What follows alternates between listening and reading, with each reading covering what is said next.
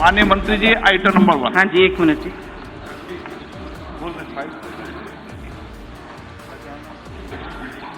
Sir, I rise to lay on the table a copy of the following papers: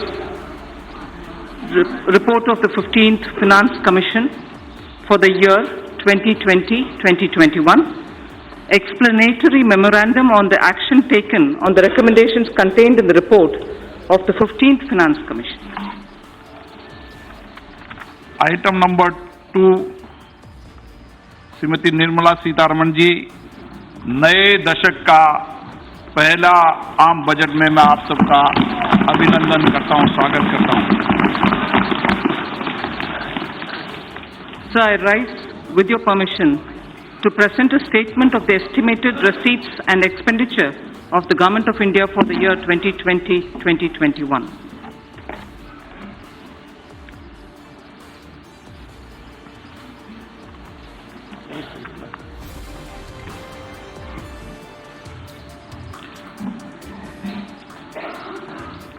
दो हजार 2020-2021 के लिए भारत सरकार के अनुवादित प्राप्तिय और वे विवरण प्रस्तुत करेंगी निर्मला सीतारमण जी।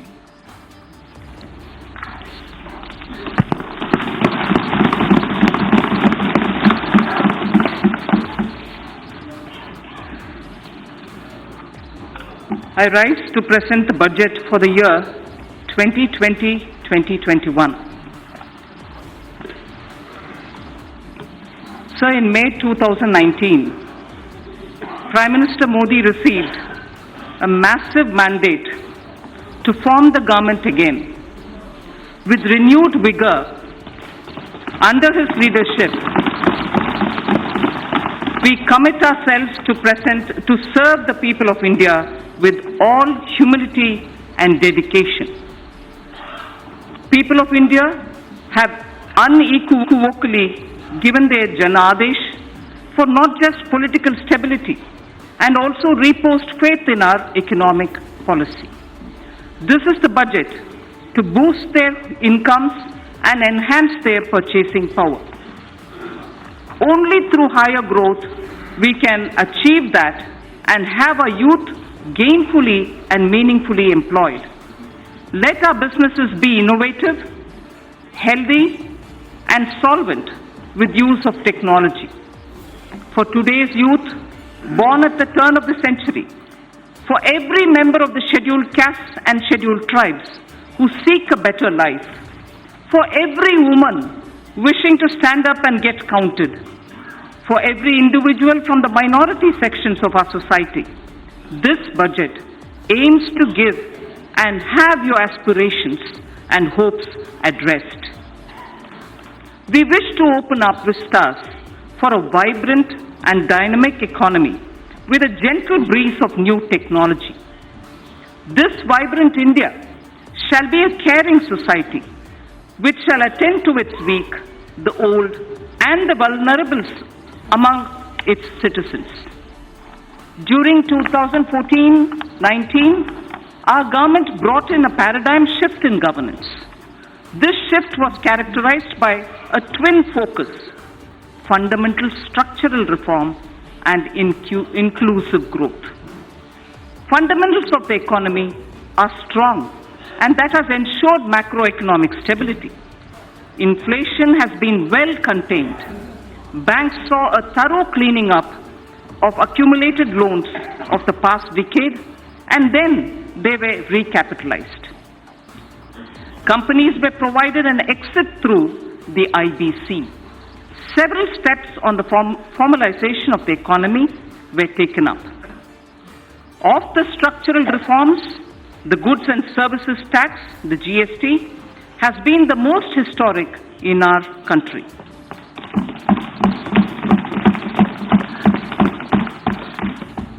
Its chief architect is not with us today.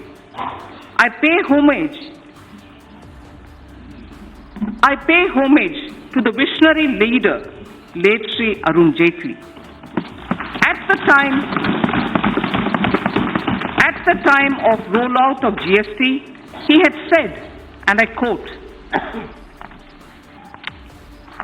"India will be an India It will be an India where the center and states will work harmoniously towards the common goal of shared prosperity. The unanimity of the constitutional amendment and the consensus of the GST Council highlights that India can rise above narrow politics for the nation's interest. With the GST, neither the state nor the center loses its sovereignty. In contrast, they will pool their sovereignty on decisions on indirect taxes, unquote. True to this vision for the historic structural reform, the goods and services tax has been gradually maturing into a tax that has integrated the country economically. It has consolidated numerous taxes and cesses to one tax and facilitated formalization of the economy. It has resulted in the efficiency gains in logistic and transport sectors. The turnaround time for trucks has witnessed a substantial reduction to the tune of 20% due to abolition of checkposts in the GST. The dreaded Inspector Raj has also vanished. It has also led to a significant benefit to MSME by way of enhanced threshold and composition limit. The effective tax incidence on almost every commodity came down substantially. Through several rate reductions, an annual benefit of 1 lakh crore rupees has been extended to consumers. It amounts to 10% reduction in overall tax incidence. An average household now saves about 4% of its monthly spends on account of reduced GST rates. During this phase of maturing, GST did face certain challenges. This was natural as transition was daunting. GST Council has been proactive in resolving issues during the transition. In the last 2 years, we have added more than 60 lakh new taxpayers. A total of about 40 crore returns were filed. 800 crore invoices were uploaded and 105 crore e-way bills were generated. There has been extensive engagement with stakeholders. A simplified new return system is being introduced from 1st April 2020. A former Prime Minister had once voiced a concern that the fruits of the welfare schemes were not reaching the intended citizens. The common and deserving citizen was only receiving 15 paise of every rupee sent to him. Guided by Sabka Saath, Sabka Vikas, Sabka Vishwas, our government and our Prime Minister added manifold speed and scaled up the implementation of schemes and programs that directly benefited the poor and the disadvantaged. I wish to list out only a few as examples. 1. Welfare schemes with direct benefit transfer embedded in them. 2. Sanitation and water as provision of basic needs and as a measure of preventive health care. 3. Healthcare through Ayushman Bharat. Clean energy through Ujjwala and solar power. 4th. 5th. Financial inclusion, credit support, insurance protection to vulnerable sections and pension scheme. 6th, digital penetration with broadband and UPI. And finally, affordable housing for all through PMAY, the Prime Minister Awas Yojana. The milestones achieved are unprecedented, globally recognized and benchmarked against international indices. This strategy changed the established order of a few individuals, cornering most of the benefits, and was appreciated by the people. This had immensely positive outcomes. We have moved on from a growth rate of just over 4% in 1950s to 6% in 80s and in the 90s. However, during 2014 and 19, we clocked a growth of 7.4% on average, with inflation averaging around 4.5% itself. It is worthwhile to note that inflation was close to raise 271 million people out of poverty, which we all should be proud of. We are now the fifth largest economy of the world. India's foreign direct investment got elevated to the level of $284 billion during 2014 and 19 from $190 billion that came in during the years 2009 to 14. The central government debt that has been the bane of our economy got reduced in March 2019 to 48.7% of GDP from a level of 52.2% in March 2014. Just between 14 and 19, I recall this figure, the central government's debt in March 2019 has come down to 48.7% of the GDP from a level of 52.2% in March 2014.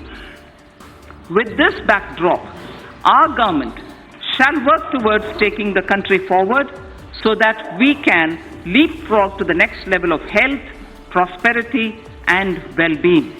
We shall strive to bring ease of living to every citizen. I am mindful of presenting this budget in the backdrop of two cross-cutting developments. One, proliferation of technologies, especially analytics, machine learning, robotics, bioinformatics, and artificial intelligence.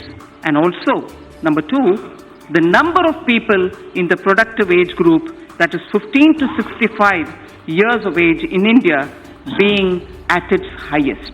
So these are the two cross-cutting streams, keeping in the backdrop while we are talking about the budget today.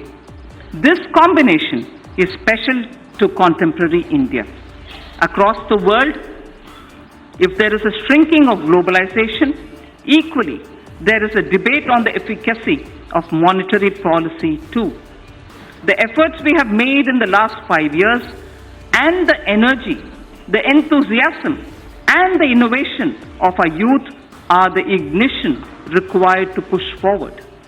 This Indian spirit of entrepreneurship, which weathered several storms over the centuries, inspire and motivate us. We recognize the need to support and further energize this spirit. This budget is woven around three prominent themes. One, aspirational India, in which all sections of the society seek better standards of living with access to health, education, and better jobs. Two, economic development for all, indicated in the Prime Minister's exhortation of Sabka Saath, Sabka Vikas, Sabka Vishwas. This would entail reforms across swathes of the economy. Simultaneously, it would mean yielding more space for the private sector. Together, they would ensure higher productivity and greater efficiency. And three, ours shall be a caring society that is both humane and compassionate. Antyodaya is an article of faith. So, I repeat, this budget is woven around three prominent themes: aspirational India, economic development, and a caring society. The digital revolution, which has placed India in a unique leadership position globally, will see the next wave. We shall aim to achieve seamless delivery of services through digital governance, to improve physical quality of life through national infrastructure pipeline, risk mitigation through disaster resilience, social security through pension and insurance penetration. Each one of these initiatives and their components would be benchmarked to international standards, and the indices would be announced soon. Before I move to elaborate on each of these three themes, I wish to recite a small verse in Kashmiri.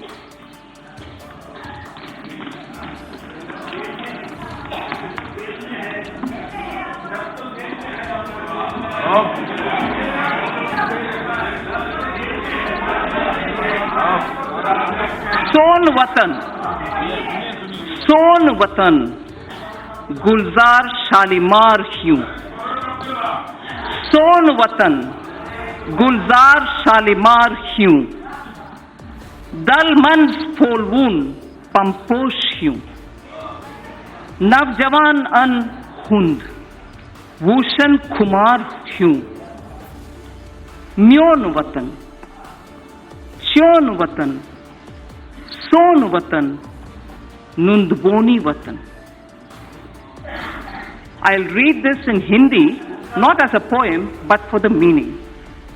हमारा वतन खिलते हुए शालीमार बाग जैसे, हमारा वतन खिलते हुए शालीमार बाग जैसे, हमारा वतन डल लेक में खिलते हुए कमल जैसा,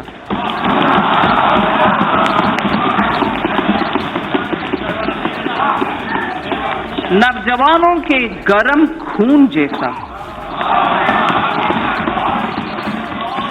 नवजवानों के गरम खून जैसा, मेरा वतन तेरा वतन, हमारा वतन दुनिया का सबसे प्यारा वतन।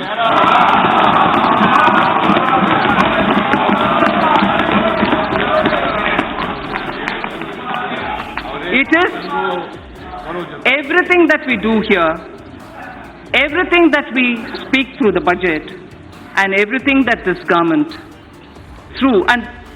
everything that this government does with the guidance and leadership of the Prime Minister is for this Pyara Vatan. This poem, I must mention, is a poem written by Pandit Dinanath Kaul, who is a Sahitya Academy awardee. Honorable Speaker, sir, I now move to the first of my theme, which is the aspirational India. I shall cover programs and plans related to agriculture, irrigation, and rural development. That's my first under the aspirational India theme. Second, wellness, water, and sanitation. That's the second under aspirational India. And the third is education and skills. I move to talking about agriculture, irrigation, and rural development. Our government is committed to the goal of doubling farmers' incomes by 2022. We have provided energy sovereignty through Kusum and input sovereignty through Paramparagat Krishi Vikas Yojana.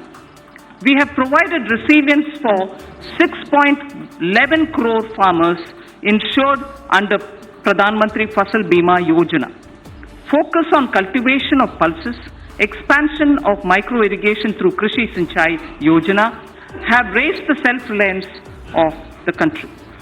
Provision of any annual supplement of the income to the farmer directly is done through PM Kisan. Connectivity through PM GSY, Gram Sadak Yojana, financial inclusion have helped raise farm incomes. Prosperity to farmers can be ensured by making farming competitive. For this, farm markets need to be liberalized. Distortions in farm and livestock markets need to be removed.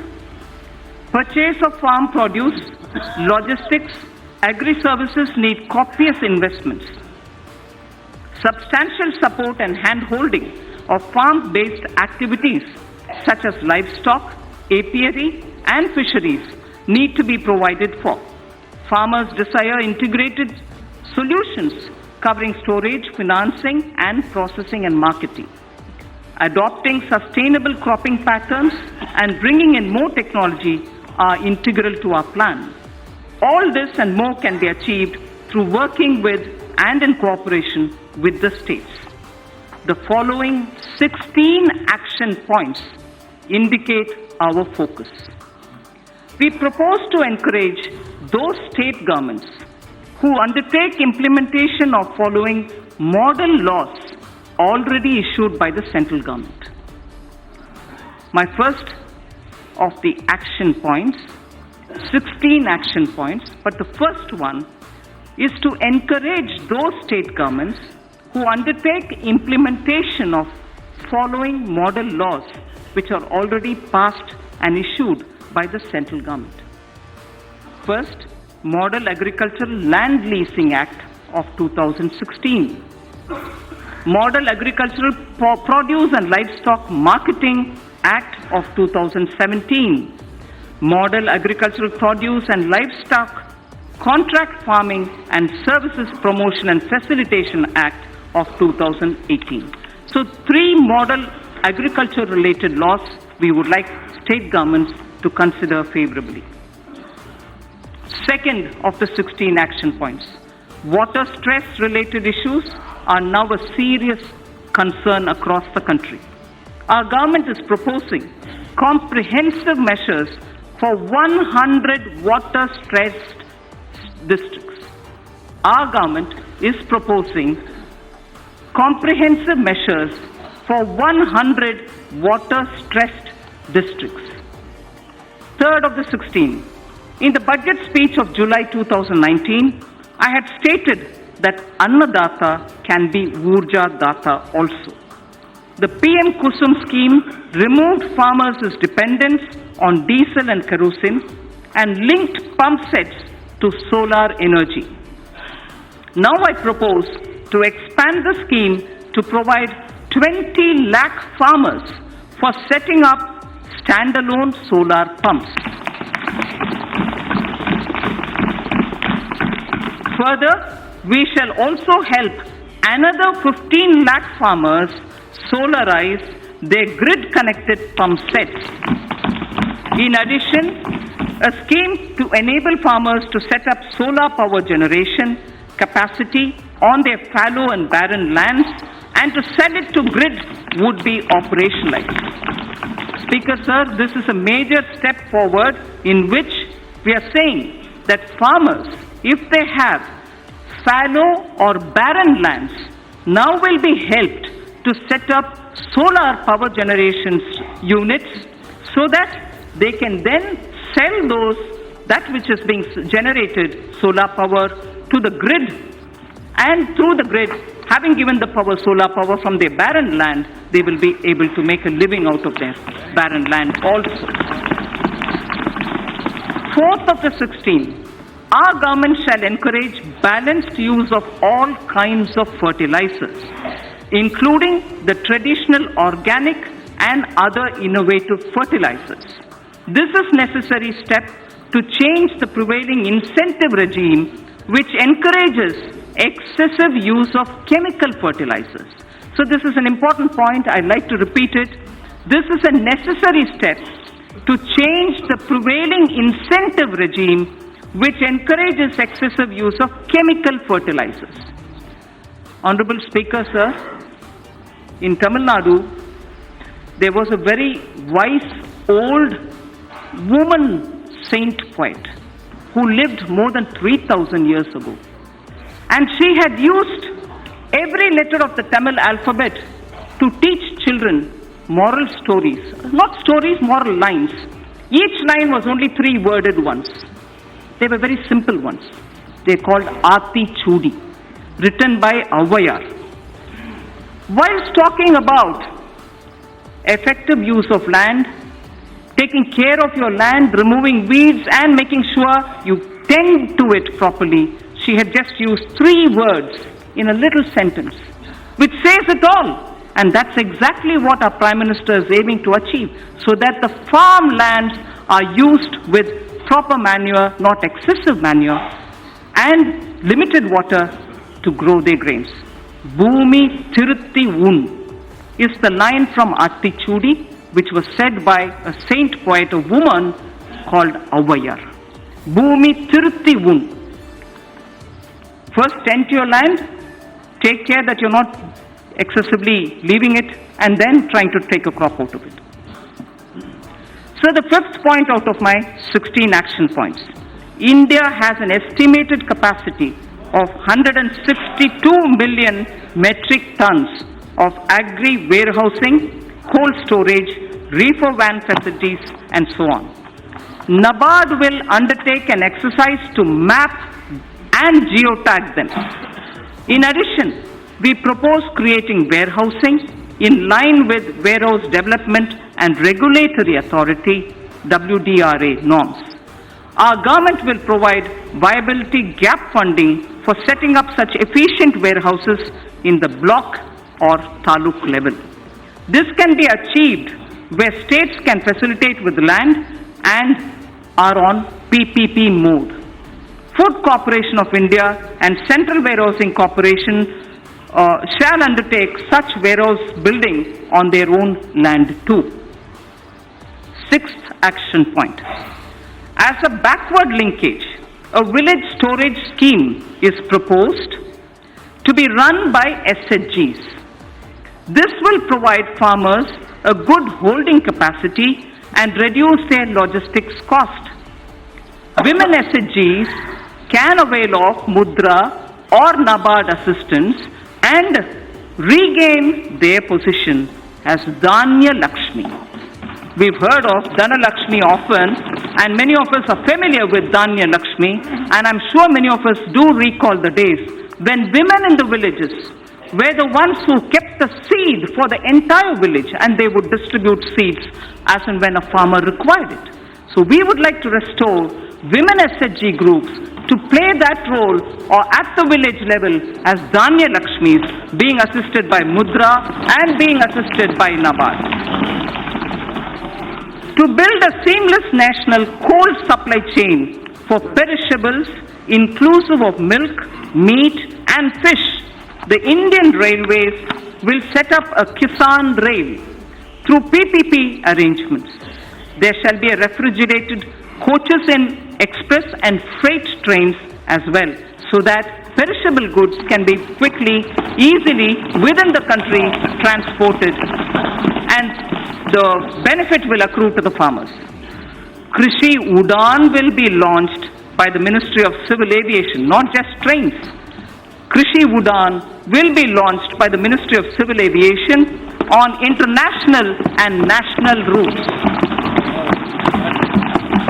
This will immensely help improve value realization, especially in Northeast and in the tribal districts. Horticulture sector. So this is very important. Point number 9 of the 16th. Horticulture sector with its current produce. It's a very important point, sir. Horticulture sector with its current produce of 311 million metric ton exceeds the production of food grains. Horticulture exceeds the production of food grains. For better marketing and export, we propose supporting states which, adopting a cluster basis, will focus on one product, one district, so that a high focus is given at the district level for products in horticulture to really gain that momentum. 10th of the 16 action points. Integrated farming systems in rain-fed areas shall be expanded. Multi-tier cropping, beekeeping, solar pumps, solar energy production in non-cropping season will be added. Sir, I had mentioned in my July budget, zero budget natural farming. That shall also be included in our activities. The portal on Jaivik Kheti, online national organic products market, will also be strengthened. So the next point, the 11th, financing on negotiable warehousing receipts ENWR has already crossed more than 6,000 crores, financing on negotiable warehousing receipts. This will be integrated with National Agriculture Market, the electronics one. The next point is the 12th of the 16. Non-banking finance companies and cooperatives are active in the agriculture credit space. The NABARD refinance scheme will be further expanded. Agricultural credit target for the year 2021 has been set at 15 lakh crores, 15 lakh crores, agricultural credit availability. All eligible beneficiaries of PM Kisan will be covered under the KCC, Kisan Credit Card Scheme. 13th of the 16th. Our government intends to eliminate foot and mouth disease, brucellosis in cattle, and also what is called the PPR in sheep, which is a French expression. Sorry for those who know French, I'll try to pronounce. Peste des petits ruminants. PPR in sheep and goat by 2025. So foot and mouth disease, brucellosis in cattle, and also PPR in sheep and goat by 2025 will be eliminated. Coverage of artificial insemination shall be increased from the present 30% to 70%. Manrega would be dovetailed to develop fodder farms. Further, we shall facilitate doubling of milk processing capacity from 53.5 million metric tons to 108 million metric tons by 2025. From 53.5 million metric tons of milk to 108 million metric tons by 2025. 14th point, blue economy. Our government proposes to put in place a framework for development, management and conservation of marine fishery resources. 15th, youth in coastal areas benefit through fish processing and market. By 2022-23, I propose raising fish production to 200 lakh tons. Propose raising fish production to 200 lakh tons. Growing of algae, seaweed and cage culture will also be promoted. So this coming point is very important. Our government will involve youth in fishery extension work through 3,477 Sagar Mitras and 500 fish farmer producer organizations. We hope the rural youth, particularly those who are in the coastal areas and inland fishing areas, will work as Sagar Mitras and also form 500 fish farmer producer organizations. You know that we already have a farmer producer organization, which is FPO. Now we are expanding it to cover fish farmer producer organizations. 16th and the last action point, sir. Under Deen Dayal Antyodaya Yojana for alleviation of poverty, 58 lakh SHGs have been mobilized. We shall further expand on SHGs in this regard too.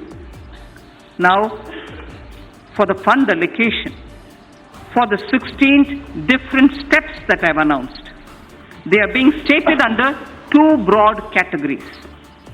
They are being stated under two broad categories. For the sector comprising of agriculture, allied activities, irrigation and rural development, an allocation of 2.83 lakh crores has been made for 2020-21, and it is divided, among other things, for agriculture, irrigation and allied activities, 1.6 lakh crores. For rural development and Panchayati Raj, 1.23 lakh crores. Both put together, it is about 1.73 lakh, 2.8 lakh, 83 lakh crores. 2.83 lakh crores. Wellness and water and sanitation is the second under Aspirational India. I said my three themes: Aspirational India, Economic Development and Caring Society. Under each, I state three which contain specific programs. Aspirational India, already I've mentioned about the rural development and so on. Now I talk of wellness, water and sanitation. We have a holistic vision of healthcare that translates into wellness for citizens. Mission Indradhanush has been expanded to cover 12 such diseases, including 5 new vaccines. Fit India movement is a vital part of fight against non-communicable diseases coming out of lifestyle issues. A very focused Safe Water Jal Jeevan mission and comprehensive sanitation program Swachh Bharat mission have been launched to support the health vision that would reduce the disease burden on the poor. Presently, under PM Jan Arogya Yojana, there are more than 20,000 empaneled hospitals who help in Ayushman Bharat. We need more such hospitals to be empaneled in Tier 2 and Tier 3 cities for poor people in these areas to benefit from them. It is therefore proposed to set up a viability gap funding window for setting up hospitals in PPP mode. In the first phase, those aspirational districts will be covered. We know there are 112 of them. So those aspirational districts from 112 that we have, where presently there are no Ayushman empaneled hospitals, will be given priority. So from 112 of aspirational districts, those which don't have an empaneled hospital for Ayushman treatments will be given the first priority, so that in Tier 2 and Tier 3 we have more such hospitals. This would also provide large-scale employment opportunities to youth. Proceeds from taxes on medical devices. This is very interesting. It has a bearing on what I will be saying during taxation, the Part B. Proceeds from taxes on medical devices would be used to support this vital health infrastructure which will get built in the aspirational districts.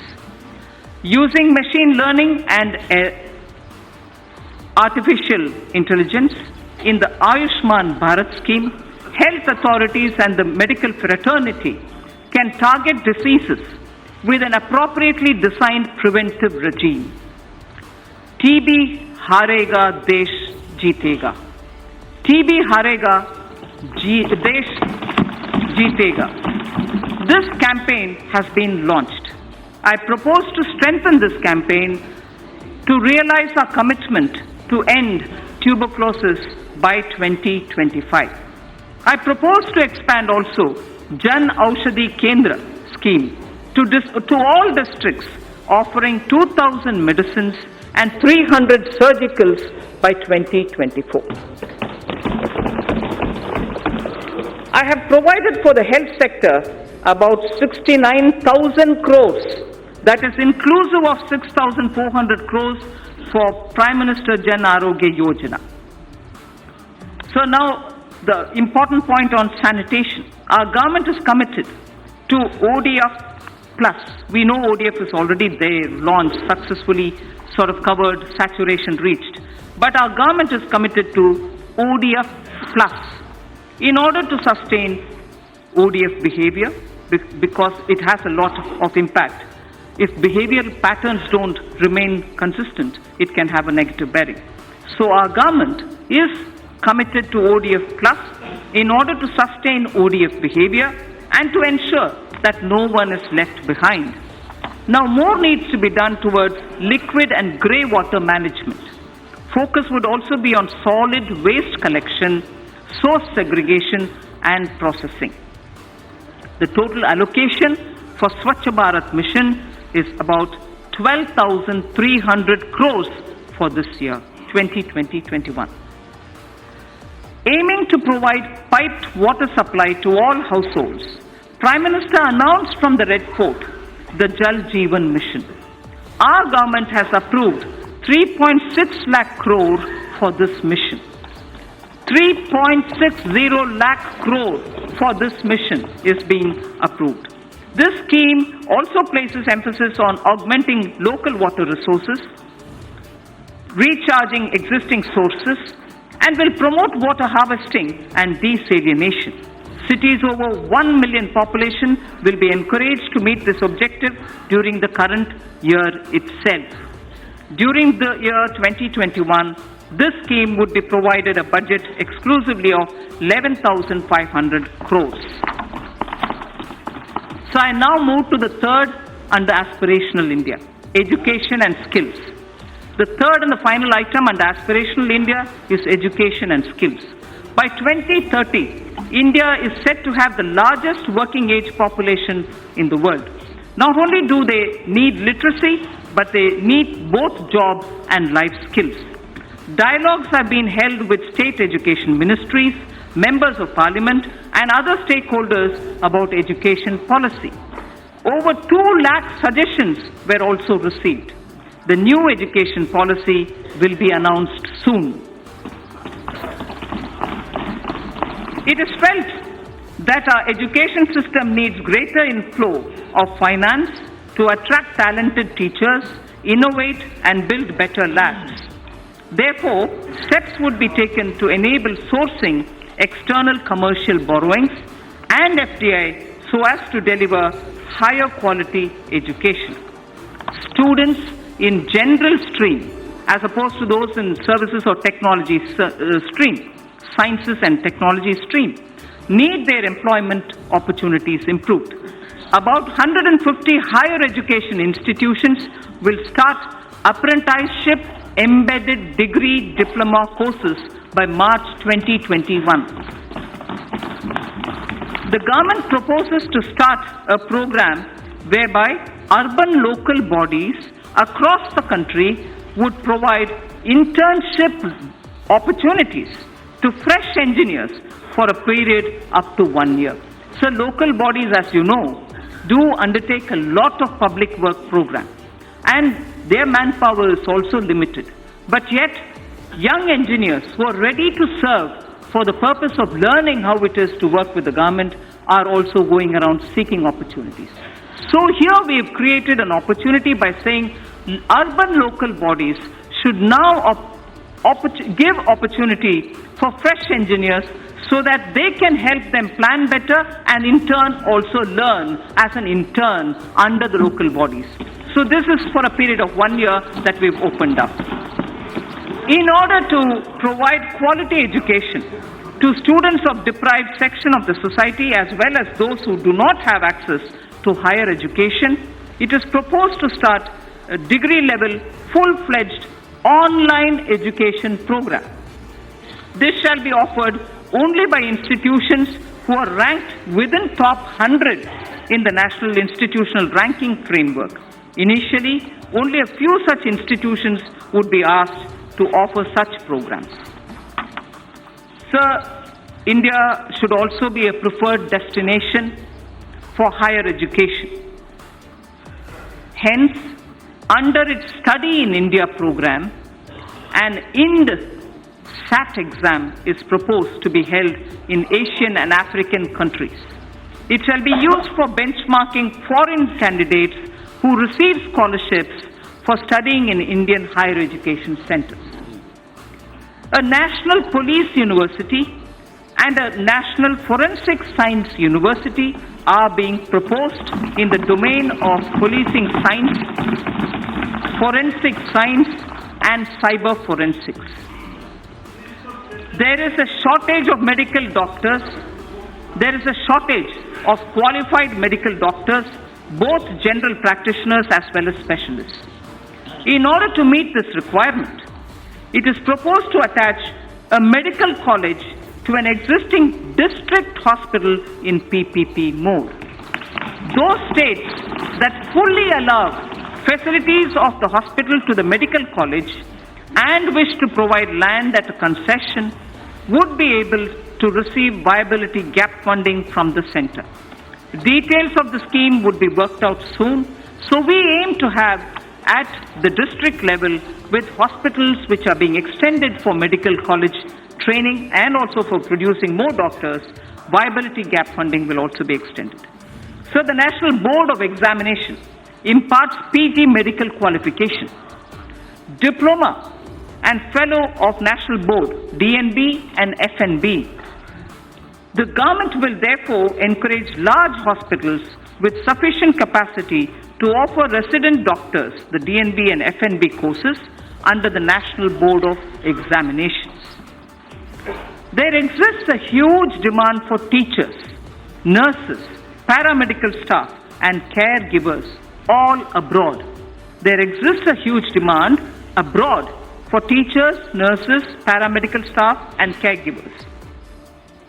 However, their skill sets many a time do not match the employer's standards and therefore need to be improved.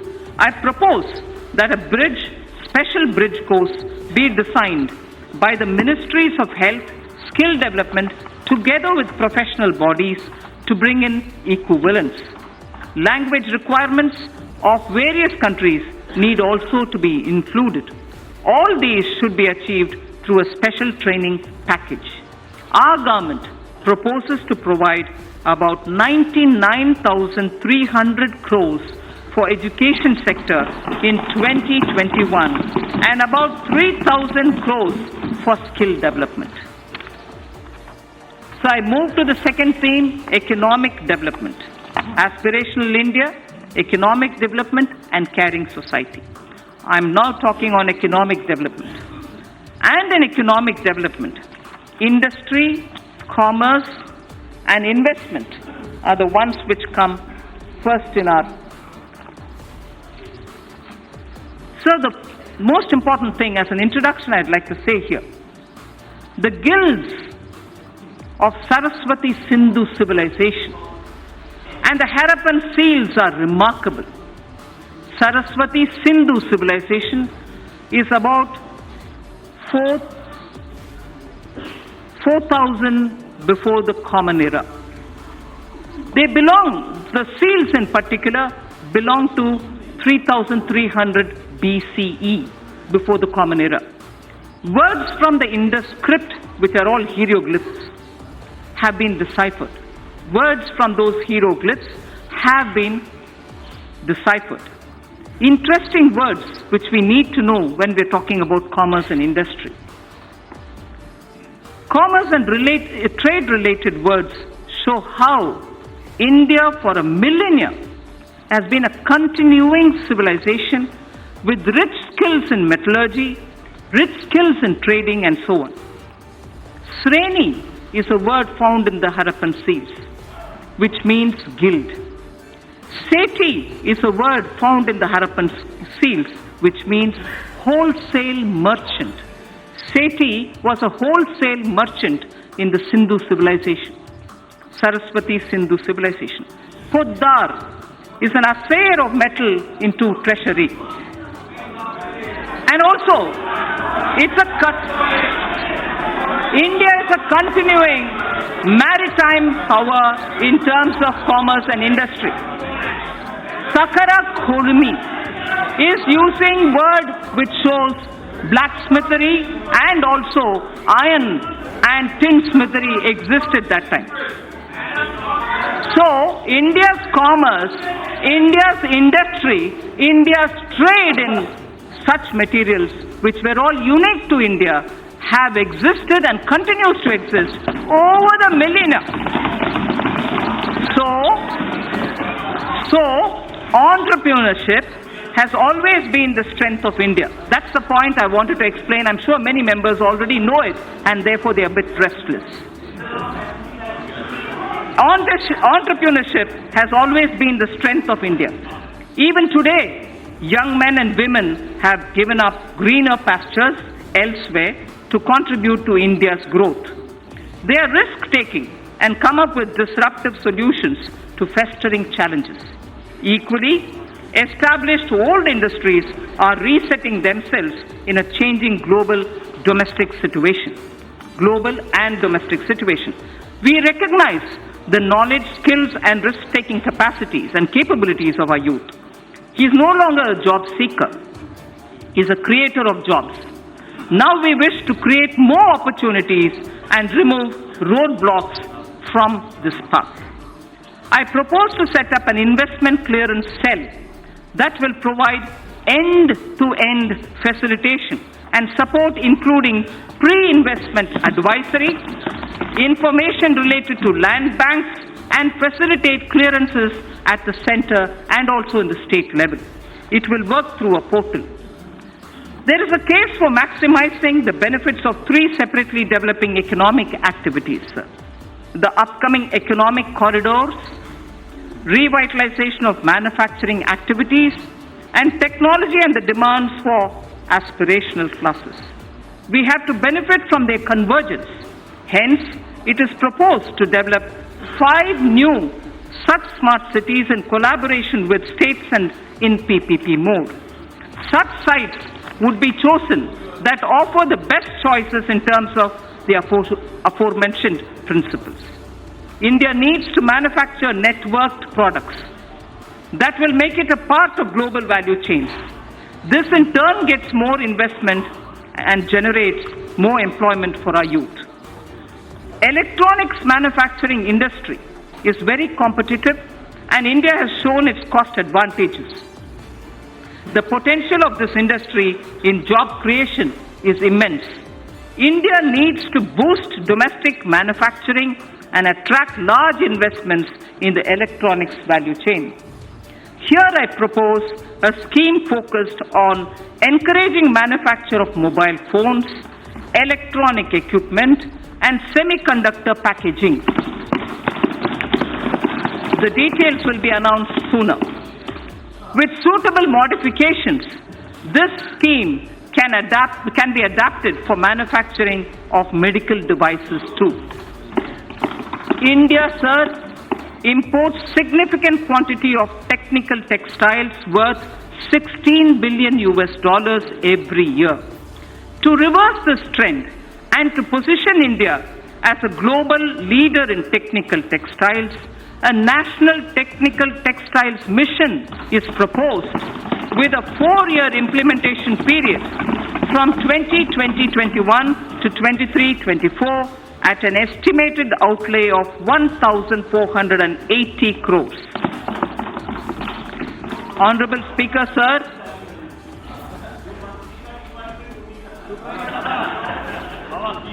Honorable Speaker, sir, from the Red Fort, our Prime Minister spoke about quality and standards when he spoke of zero defect, zero effect manufacturing. In September last year, I had called for a time-bound adoption by industry of all necessary mandatory technical standards and their effective enforcement. All ministries during the course of this year would be issuing quality standard order. So to achieve higher export credit disbursement, a new scheme, NIRVIC, is being launched, which provides for higher insurance cover, reduction in premium for small exporters, and simplified procedure for claim settlements. It is proposed to digitally refund to exporters. That was NIRVIC. I'm coming to a different point now. It is proposed to digitally refund to exporters duties and taxes levied at the center, state, and local levels, such as electricity duties, VAT, the VAT, on fuel used for transportation, which are not getting exempted or refunded under any other existing mechanism. This scheme for reversion of duties and taxes on exported products will be launched from this year itself. Honorable Speaker, it is the vision of our Prime Minister that each district should develop as an export hub. Efforts of the center and state governments are being synergized and institutional mechanisms are being created in order that every district becomes an export hub. Government e-marketplace, GEM, is moving ahead for creating a unified procurement system in the country for providing a single platform for procurement of goods, services, and works. It offers a great opportunity for medium and small and micro enterprises. 3.24 lakh vendors are already on this platform. It is proposed to take its turnover to 3 lakh crores. I propose to provide about 27,300 crores for development and promotion of industry and commerce for the year 2020-2021. So under economic development, the second point that I want to focus on is a very important point, and it is on infrastructure. Honorable Speaker, in his Independence Day speech of 2019, the Prime Minister has highlighted that 100 lakh crores would be invested on infrastructure for the next 5 years. As a follow-up measure, I had launched the National Infrastructure Pipeline on 31st December 2019 of 103 lakh crore worth projects. It consists of more than 6,500 projects across sectors and are classified as per their size and stage of development. These new projects will include housing, safe drinking water, access to clean and affordable energy, health care for all, world-class educational institutions, modern railway stations, airports, bus terminals, metro, railway transportation, logistics and warehousing, irrigation projects, etc. The National Infrastructure Pipeline envisions improving the ease of living for each and every individual citizen in the country. It will also bring in generic and sectoral reforms in development, operation and maintenance of these infrastructure projects. A huge employment opportunity exists for India's youth in construction, operation and maintenance of infrastructure. National Skill Development Agency will give special thrust to infrastructure-focused skills and their development opportunities. I propose to set up a project preparation facility for infrastructure projects. This program would actively involve young engineers, management graduates, and economists from our universities.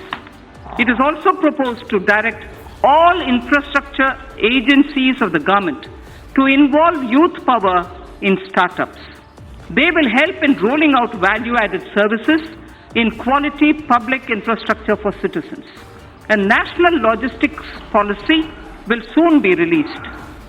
Among other things, it will clarify the role of union government, state government, and also the key regulators. It will create a single window e-logistics market and focus on generation of employment, skills, and making MSMEs competitive. So also, accelerated development of highways will be undertaken. This will include development of 2,500 kilometer access control highways, 9,000 kilometers of economic corridors, 2,000 kilometers of coastal and land port roads, and 2,000 kilometers of strategic highways. The Delhi-Mumbai Expressway and 2 other packages would be completed by 2023. Chennai-Bengaluru Expressway would also be started. So the fast-track mechanism encourages us towards greater commercialization of our highways so that NHAI can raise more resources. I propose to monetize at least 12 lots of highway bundles of over 6,000 kilometers before 2024. In carrying out its duty, the Indian Railways performs a service to the nation. Within 100 days of assumption of this government, it has commissioned 550 Wi-Fi facilities in as many railway stations. It has eliminated unmanned level crossings and aims to achieve electrification of 27,000 kilometers of tracks. This will call, obviously, for optimization of costs. Railways have small operating surplus. About Indian Railways, there are 5 measures among other things that I wish to highlight. Setting up a large solar-powered capacity. Setting up a large solar power capacity alongside the rail tracks on the land owned by railways.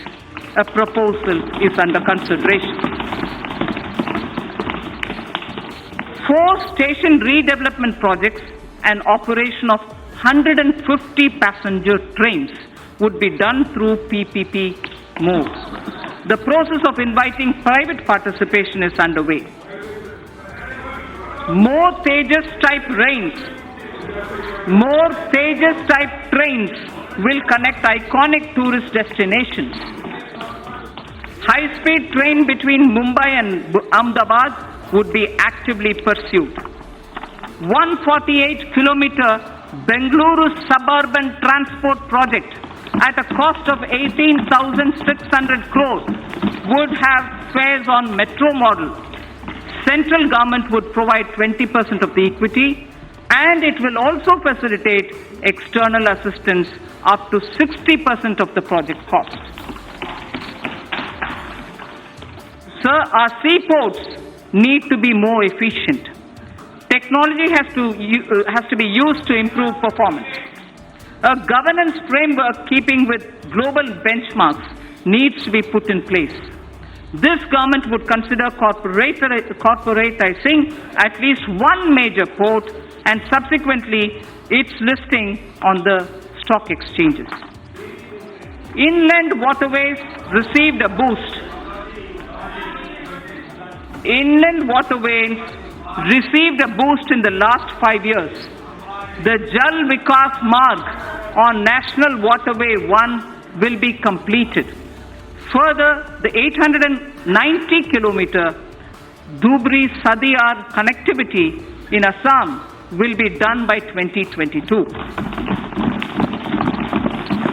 Honorable Speaker, sir, developing waterways has its impact on the ecosystem on both the banks of the river. Our Prime Minister has conceptualized Ganga. Plans are afoot to energize economic activity along the river banks. Air traffic has been growing rapidly in the country as compared to global average. 100 more airports would be developed by 2024 to support the Udan scheme. It is expected that the air fleet number shall go up from the present 600 to 1,200 during this time itself. I propose to provide 1.7 lakh crores for transport infrastructure in 2021. So taking electricity to every household has been a major achievement of this government. However, the distribution sector, particularly the DISCOMs, are under financial stress. The ministry intends to promote smart metering. I urge all the states and union territories to replace conventional energy meters by prepaid smart meters in the next 3 years. Also, this would give consumers the freedom to choose the supplier and the rate as per their requirements. So this is a very important step in reaching electricity to all people. This would give consumers, the prepaid meters, the smart meters, would give consumers the freedom to choose the supplier and the rate as per their requirements. Further measures to reform DISCOMs would be taken. I propose to provide 22,000 crores to power and renewable energy sector for the year 2020-21. So now I come to oil and natural gas. In the upstream sector, oil and gas, the open acreage licensing policy, OALP, is a success, having awarded 137,000 square kilometers for exploration to private sector and to the CPSCs.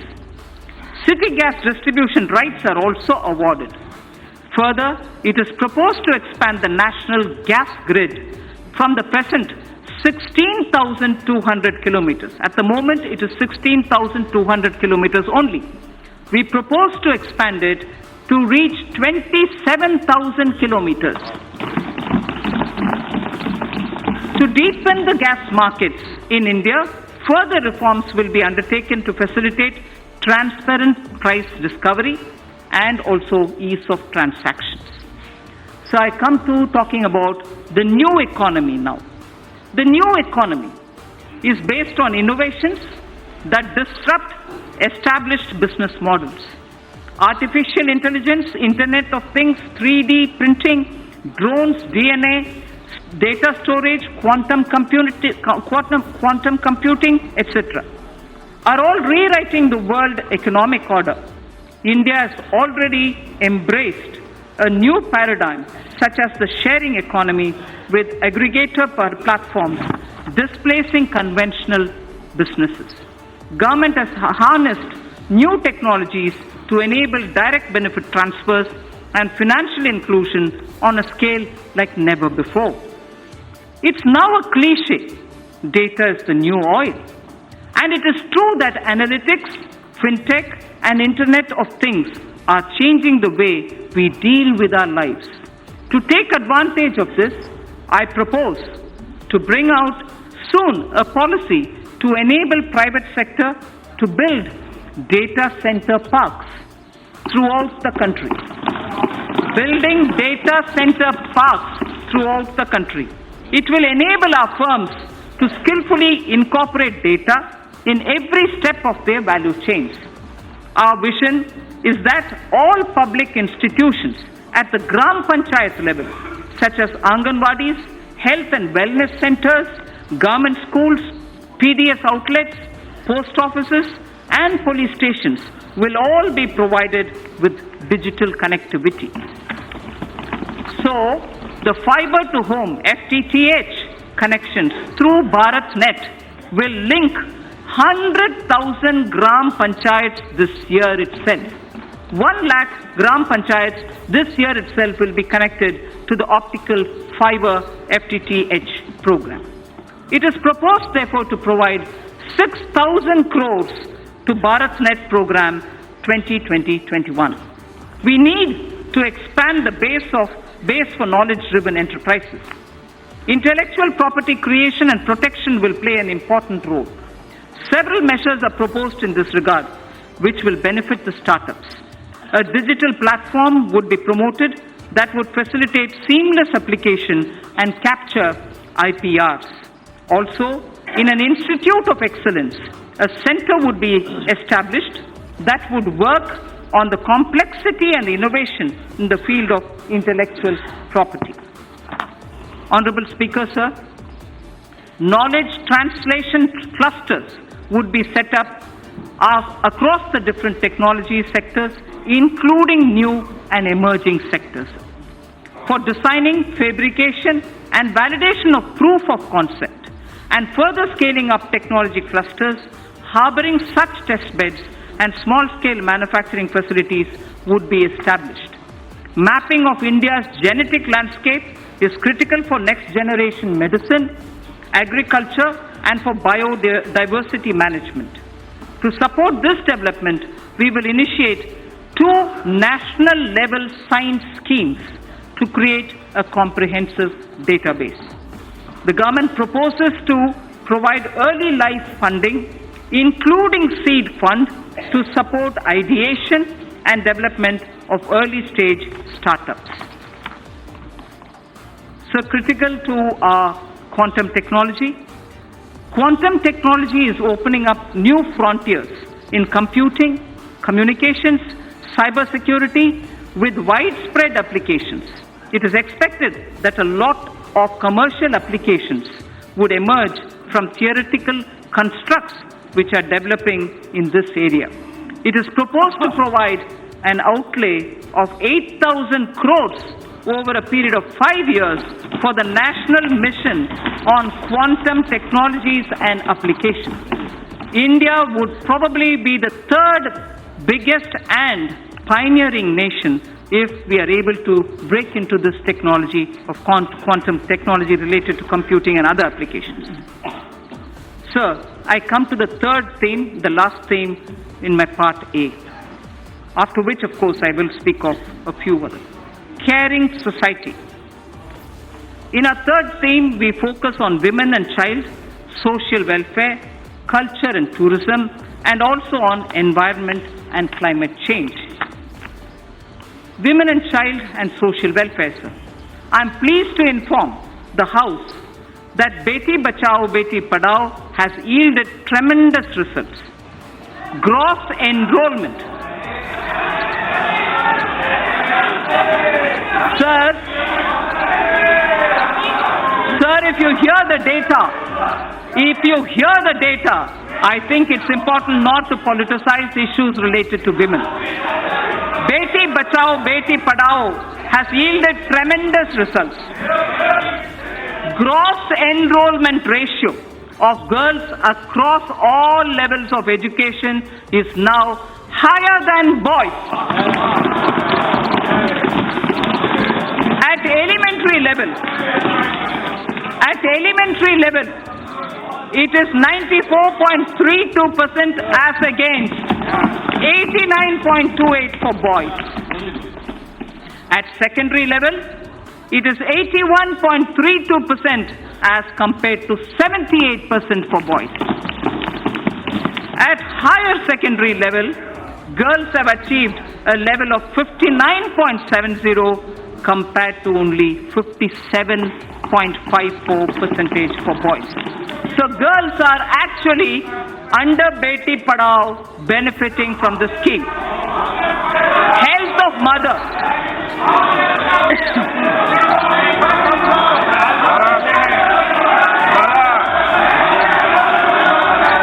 Sir, health of mother and child are correlated closely. Nutrition is a critical component of health. To improve nutritional status of children 0 to 6 years, adolescent girls, pregnant women, and lactating mothers, our Prime Minister launched a Poshan Abhiyan in 2017-18. More than 6 lakhs Anganwadi workers are equipped with smartphones to upload the nutritional status of more than 10 crore households. Sir, Honorable Speaker, sir, for the benefit of those who may not have heard this line, because it's very important, I'd like to repeat it. To improve the national nutritional status of children in 0 to 6 years of age, adolescent girls, pregnant women and lactating mothers, our Prime Minister launched a Poshan Abhiyan in 2017-18. More than 6 lakh Anganwadi workers are equipped with smartphones to upload the nutritional status of more than 10 crore households. The scale of this development is unprecedented.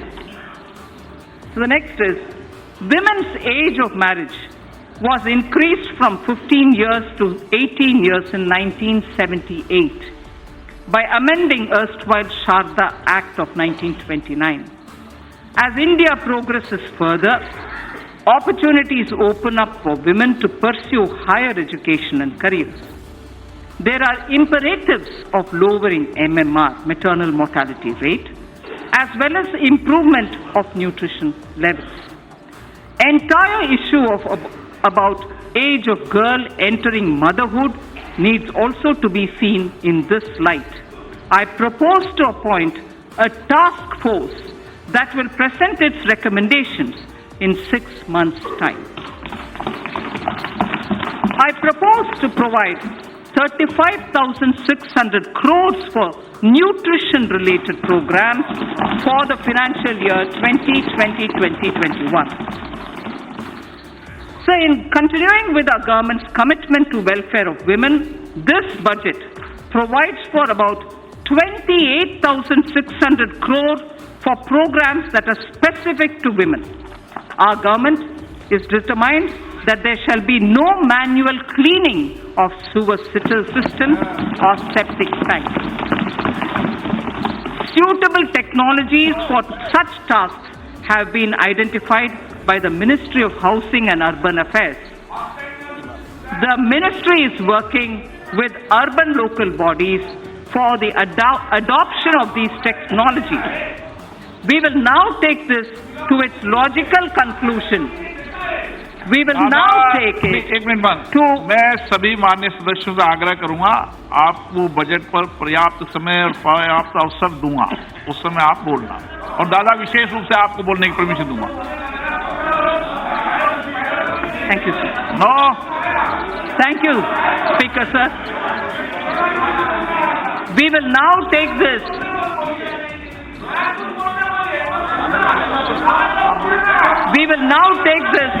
to its logical conclusion through legislative and institutional changes. Financial support for wider acceptance of such technologies will be provided.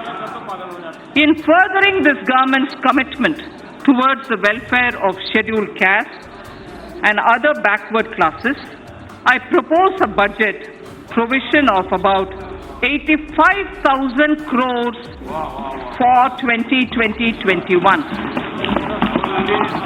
for scheduled castes and other backward classes. I repeat, I propose a budget provision of about 85,000 crores for 2020-21.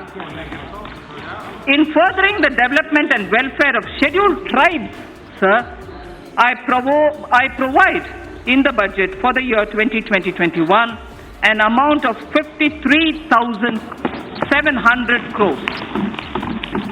For scheduled tribes, I repeat, we provide 53,700 crores. This government is mindful of the concerns of senior citizens and Divyang. Accordingly, an enhanced allocation of about 9,500 crores is being provided for 2020-21.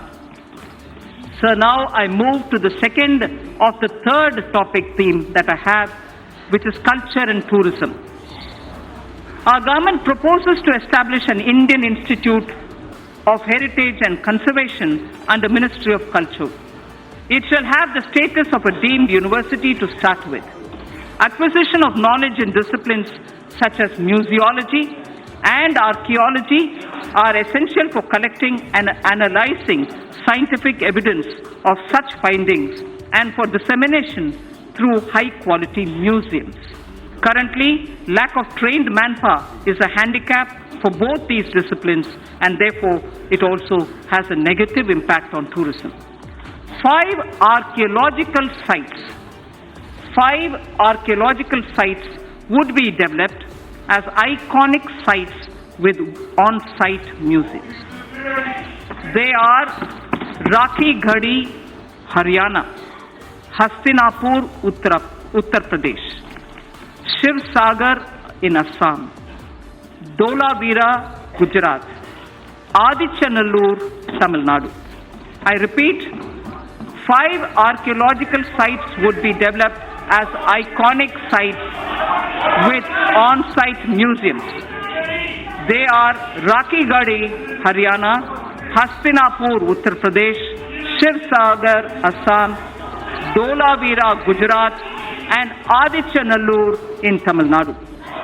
Our Prime Minister in January 2020 announced recuration of the Indian Museum in Kolkata, which is the oldest in the country. In the historic Old Mint Building, Kolkata, a museum on numismatics and trade will also be located.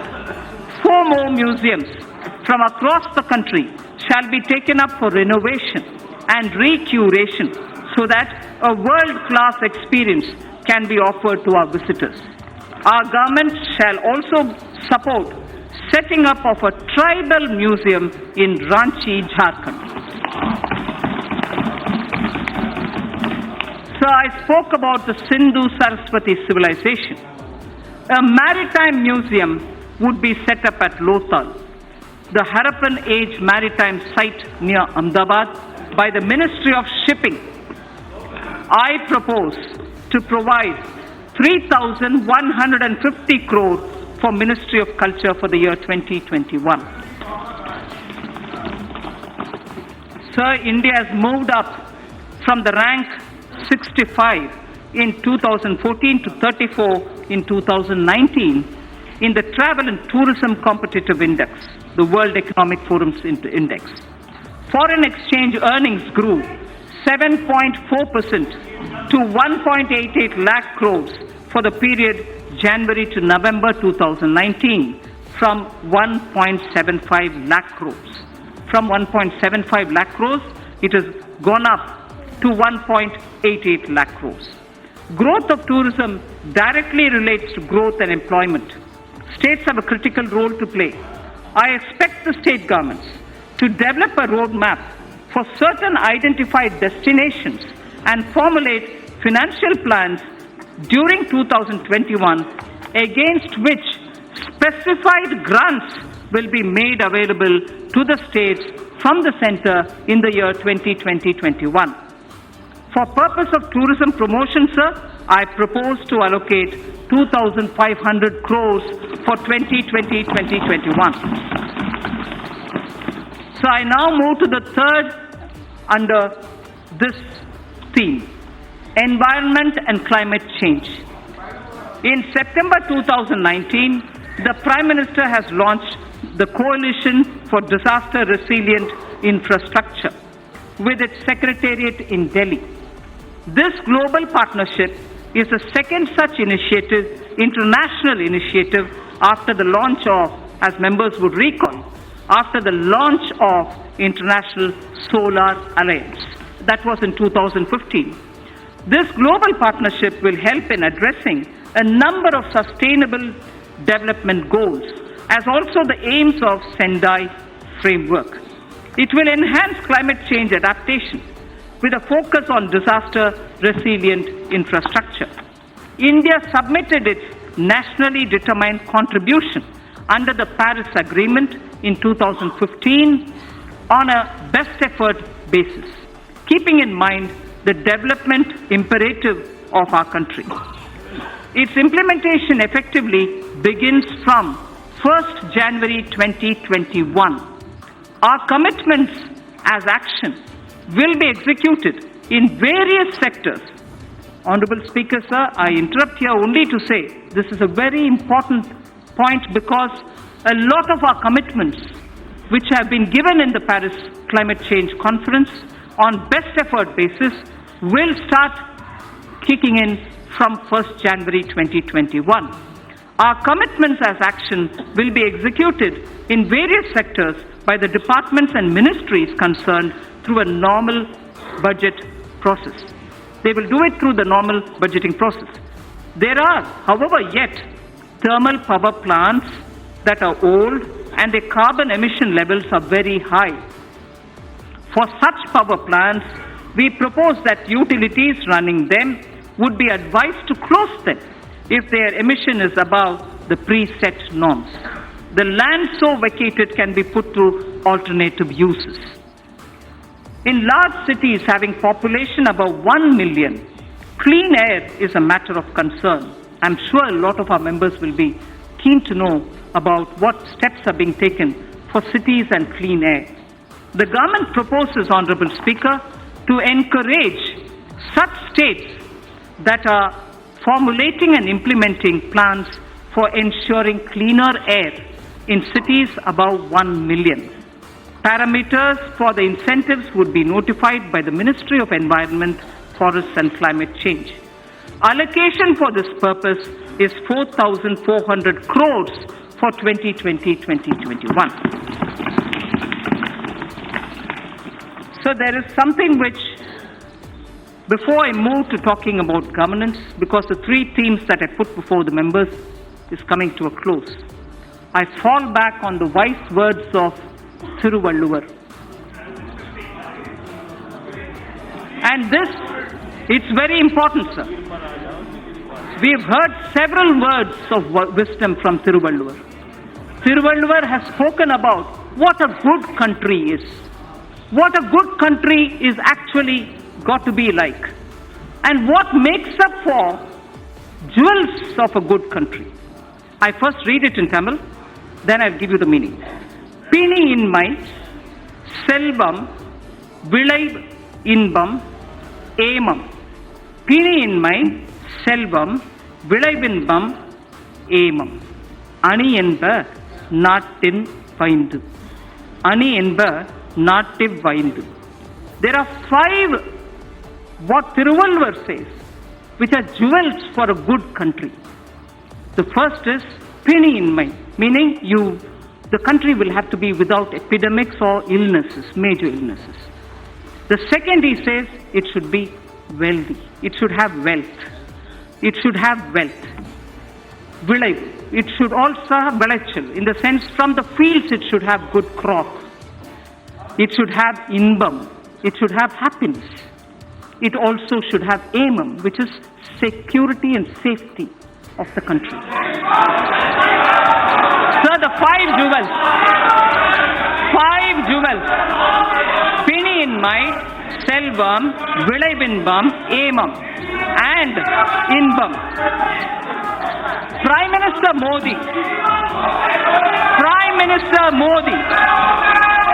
Ayushman Bharat for health for all is Pini inmai. Selvam, wealth creators will be respected in this country. Wealth creators will be respected in this country. Selvam. Vilachal. Having good crops. Farmer PM Kisan. Doubling of income. Use of fertilizers and proper growth leads to surplus in horticulture, surplus in Silhan, surplus now, probably also in Dalhan.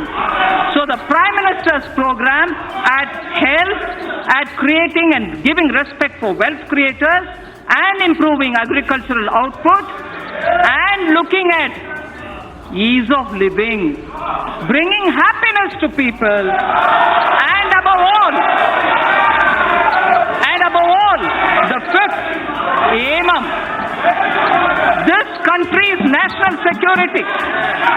You have enough proof to say national security is the top priority of this government.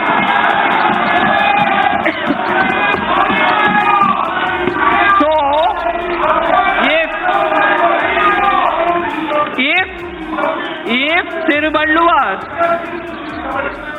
Thiruvalluvar, आपको कुछ होना चाहिए, तमिल में पढ़ा है, बैठ जाइए. That's right, sir. If Thiruvalluvar identified the 5 jewels for a good country, those 5 jewels are the ones which Prime Minister Modi is now addressing through his programs. For health, Ayushman, for wealth creators, a respectable and honorable climate, good crops, happiness through ease of living, and national security. So, now with all that said, the bouquet of flowers which I would like to give every citizen with trust and faith,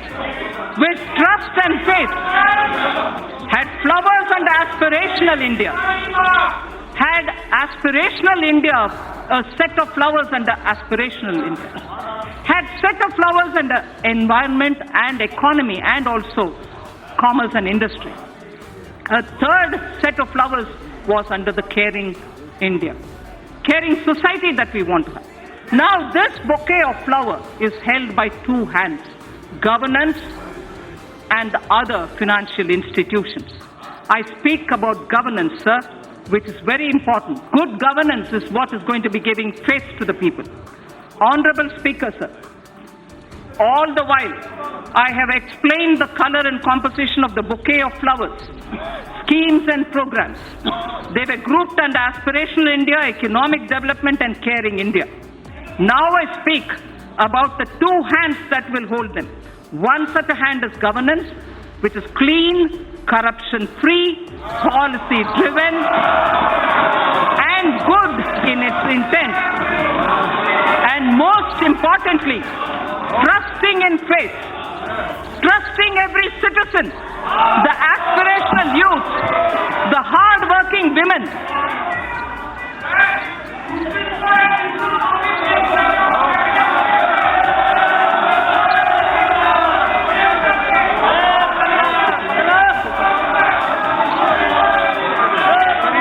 Honorable Speaker, sir, trusting every citizen, I repeat, trusting every citizen, the aspirational youth, the hard-working women, the risk-taking entrepreneur, the ever-hopeful and untiring farmer, or the wise and old senior citizen. Many among them are taxpayers. Others may not be taxpayers now. Our Prime Minister has laid before us ease of living as a goal to be achieved on behalf of all citizens. An important aspect of both ease of living and ease of doing business is fairness, efficiency of tax administration. We wish to enshrine, this is important, Honorable Speaker. This is important, sir. Money being allocated to various programs is finance of this country. This is very important, sir. Businesses should have the confidence that things are being fair and the efficiency of the tax administration. We wish to enshrine in the statutes a taxpayer charter through this budget. A taxpayer's charter is getting institutionalized into the statutes. It's going to be enshrined as a part of our laws. That's building trust. A taxpayer's statutes will be a part of a taxpayer's charter will be a part of our statutes. Our government would like to reassure taxpayers that we remain committed to taking measures so that our citizens are free from harassment of any kind. We mean it, and we are willing to put it in the law. Tax harassment cannot be tolerated when we are talking about citizens and wealth collectors. There has been a debate about building into statutes criminal liability for acts that are civil in nature. This is important, sir. There has been a debate about building into statutes criminal liability for acts that are civil in nature. Hence, for Companies Act, certain amendments are proposed to be made that will correct this. Similarly, other laws would also be examined where such provisions exist, and attempts would be made to correct them also. The government intends to introduce major reforms in recruitment to non-gazetted posts in government and public sector banks. At present, candidates have to appear for multiple examinations conducted by multiple agencies at different points of time for similar posts. This places enormous burden on time, effort, and cost for young people. To mitigate the hardship so faced, it is proposed to set up a national recruitment agency as an independent, professional, specialist organization for conduct of computer-based online common eligibility test for recruitment to non-gazetted posts. A test center in every district, particularly in the aspirational districts, would be set up. For speedy disposal of commercial and other disputes, government has constituted various tribunals and specialized bodies. It is proposed to evolve a robust mechanism for appointment, including direct recruitment to these bodies, to attract best talents and professional experts. A stable and predictable business environment is a key objective of this government. There is also a strong argument for ensuring that contracts are honored. India has a sound framework related to Contracts Act. We shall deliberate upon strengthening it. There is a growing need, sir, for Indian statistical system to meet the challenges of real-time monitoring of our increasingly complex economy. Data must have strong credibility. The proposed new national policy on official statistics would use latest technology, including artificial intelligence. It would lay down a roadmap towards modernized data collection, integrated information portal, and a timely dissemination of information thus collected. I am happy to inform that India will host G20 presidency in the year 2022. That is the year of 75th anniversary of independence of the Indian nation. During this presidency, India would be able to drive considerably the global economic and development agenda. For this historic occasion, I allocate a sum of 100 crore to begin the preparations. 100 crore rupees. Sir, Northeastern region has a very high priority in government's developmental agenda. Government is ensuring smooth access to financial assistance from multilateral and bilateral funding agencies to help introduce innovative and global best practices. Central government has effectively used an online portal to reduce gestation period of online. This has improved the flow of funds to the Northeast region. The government is fully committed to supporting the all-round development of the newly formed Union Territories of Jammu and Kashmir and the Union Territory of Ladakh. Accordingly, an amount of 30,757 crores has been provided for the financial year 2020-21. An amount of 5,958 crores has been provided for the Union Territory of Ladakh. So that was one hand, which is governance. Now I come to the other, which is the financial sector. If governance was described as one of the pair of the hands holding the bouquet consisting of aspirational India, economic development and caring India, the other is the financial sector. A clean, reliable, robust financial sector is critical to the economy. A clean, reliable and robust financial sector is critical to the economy. In our efforts to achieve the US $5 trillion economy, the financial architecture should evolve. The financial architecture should keep evolving and move from strength to strength. We had earlier approved consolidation of 10 banks into 4. In the last few years, the Government of India has infused about 3,50,000 crores by way of capital into public sector banks for both regulatory and growth purposes. Governance reforms would be carried out in these banks so that they become more competitive. A few among them will be encouraged to approach capital market to raise additional capital. So I wish to inform this august House that robust mechanism is in place to monitor the health of all scheduled commercial banks and that depositors' money is absolutely safe.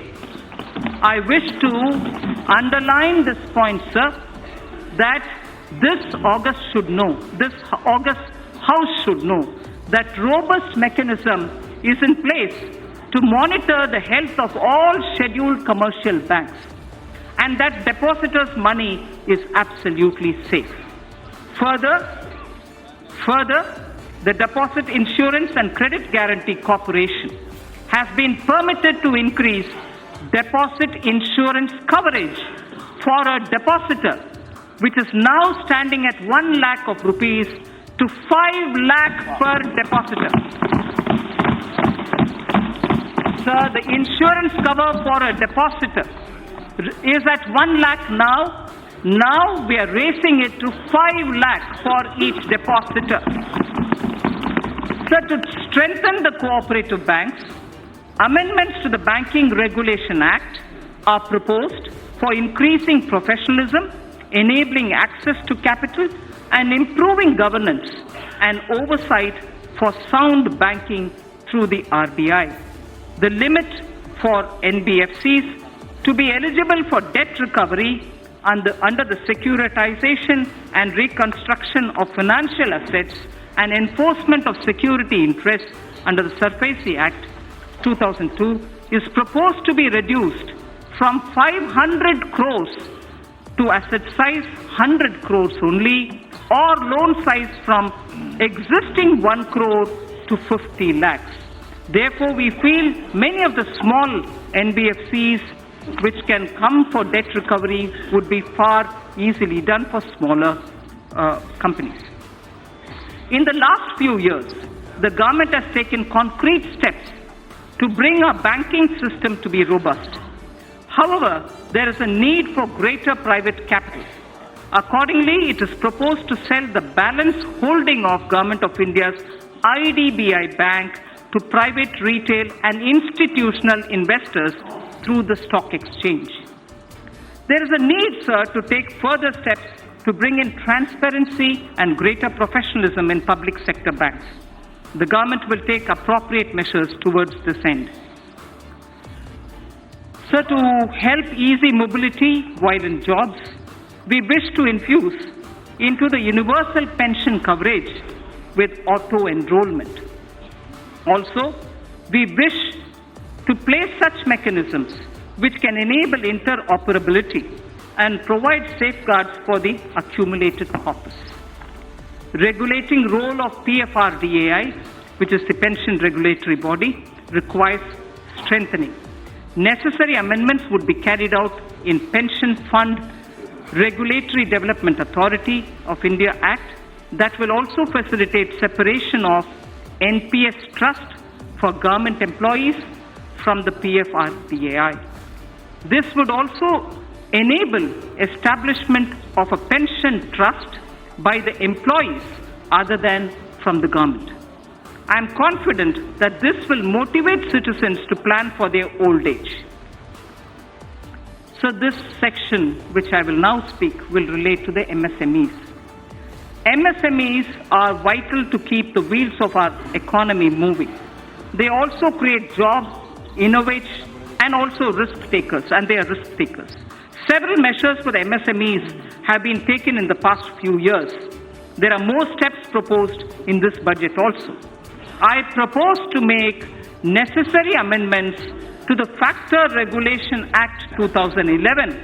This will enable NBFCs to extend invoice financing to the MSMEs through TREDS, thereby enhancing the economic and financial sustainability. Working capital credit remains a major issue for the MSMEs. It is proposed to introduce a scheme to provide subordinate debt for entrepreneurs of MSMEs. This subordinate debt to be provided by banks would count as quasi-equity and would be fully guaranteed through the Credit Guarantee Trust for medium and small entrepreneurs.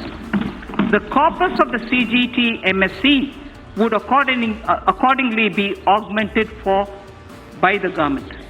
More than 5 lakh MSMEs have benefited from restructuring of debt permitted by RBI in the last year.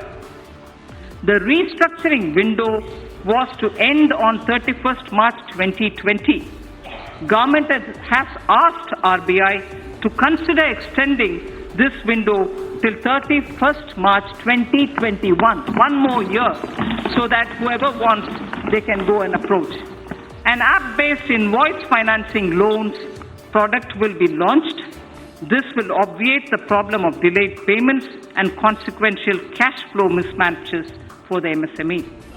Many mid-sized companies are successful domestically, but not in export markets. For selected sectors such as pharmaceuticals, auto components and others, we propose to extend hand-holding support for technology upgradations, R&D, business strategy planning and so on. A scheme of 1,000 crore rupees will be anchored in the Exim Bank together with the SIDBI. Both these institutions would contribute 50 crores each. This 100 crore would be achieved towards equity and technical assistance. Debt funding of 900 crores from banks would be made available. Sir, financial markets. I would like to give a few of the major steps and initiatives being taken by the government for the financial markets. Last year in my budget speech, sir, I had mentioned about deepening the bond markets. To achieve the aspirational growth rate, we would require flow of capital in our financial system. A lot of work has been done on this in consultation with the RBI. Honorable Speaker, sir, I am pleased to inform this House of the developments. Certain specified categories of government securities would be opened fully for non-resident investors, apart from being available to domestic investors also. The limit for FPI in corporate bonds, currently at 9% of outstanding stocks, will be increased to 15% of the outstanding stock of corporate bonds. To improve investors' confidence and to expand the scope of credit default swaps, we propose to formulate a legislation to be placed soon before this House for laying down a mechanism for netting of financial contracts. The debt-based exchange-traded fund, the ETF, recently floated by the government was a big success. Government proposes to expand this by floating a new debt ETF consisting primarily of government securities. This will give retail investors access to government securities as much as giving an attractive investment for pension funds and long-term investors. So to address the liquidity constraints of the NBFCs and the HFCs, this was very much talked about between July and December last year, sir, 2019. Liquidity constraints was very frequently mentioned to us. So to address liquidity constraints of the NBFCs and the housing finance corporations, post the Union Budget 2019-20, the government formulated a partial credit guarantee scheme for the NBFCs. To further the support of providing liquidity, a mechanism would be devised. Government will offer support by guaranteeing securities that are so floated. Infrastructure financing. Government's commitment for investment in infrastructure was reiterated when 103 lakh crore national infrastructure pipeline projects were announced. I would also like to inform that about 22,000 crores of rupees has already been provided as support for infrastructure pipeline. On December 31st, if honorable members would recall, the national pipeline consisting of more than 6,500 projects were announced. 22,000 crore has already been provided as support to infrastructure pipeline.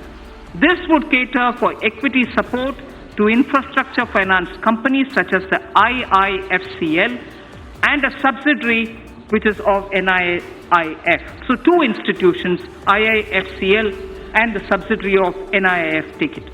They would leverage it as permissible to create financing pipeline of more than 1 lakh crores. This would create a major source of long-term debt financing for infrastructure projects and fulfill a long-awaited requirement. Sir, the IFSC, GIFT City, has the potential to become a center of international finance as well as a center for high-end data processing. GIFT IFSC has an approved free trade zone for housing vaults. It already has 19 insurance entities, 40 banking entities. It has also provided for setting up of precious metals, testing laboratories for them, and refining facilities also. With the approval of the regulator, GIFT City would now set up an international bullion exchange in GIFT City IFSC as an additional option for trade by global market participants. This will enable India to enhance its position worldwide, create jobs in India, and will lead to better price discovery of gold. Sir, in the recent years, there has been a surge in trading volumes of Indian rupee in the offshore financial centers. The government and the RBI has taken various measures to permit rupee derivatives to be traded in the International Financial Services Center at Gift City, Gujarat. So just a very quick word on disinvestment. Listing of companies on companies' stock exchanges brings discipline, and it disciplines the company and provides access to financial markets and unlocks its value. It also gives opportunity for retail investors to participate in the wealth so created. The government now proposes to sell a part of its holding in the LIC by way of initial public offer. Initial public offer. Sir, fiscal management. The 15th Finance Commission. The 15th Finance Commission has given its first report pertaining to financial year 2020-2021. In the spirit of cooperative federalism, I am pleased to announce that we have in substantial measure accepted the recommendations of the Commission. The Commission would submit its final report to the President during the latter part of the year for 5 years beginning 2021-22. It is decided to transfer to the GST Compensation Fund balances due out of the collection of the years 2016-17 and 17-18 in 2 installments. Hereinafter, transfers to the fund would be limited only to the collection by way of GST compensation cess. A fundamental overhaul of centrally sponsored schemes and central sector schemes is necessary so that we can align them with emerging social and economic needs of tomorrow and to ensure that scarce public resources are spent optimally. Recently, there has been a debate over transparency and credibility of the projected fiscal numbers. Let me assure the House that the procedure adopted is compliant with the FRBM Act. This is also consistent with the practices hitherto followed.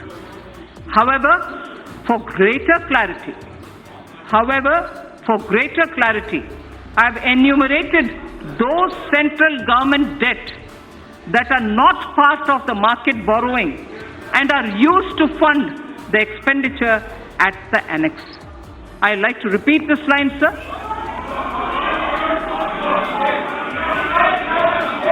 I'd like to repeat this line, sir. For greater clarity, I have enumerated those central government debts that are not part of market borrowing and are used to fund the expenditure at the annex. Servicing of interest and repayment of these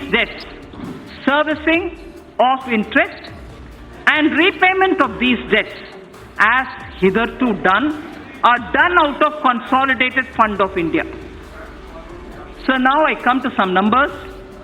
Revised estimates of expenditure for the financial year 2019-20 are at a level of 26.99 lakh crores and the receipts are estimated at 19.32 lakh crores. We have estimated nominal growth of GDP for the year 2020-21 on the basis of trends available at 10%. Accordingly,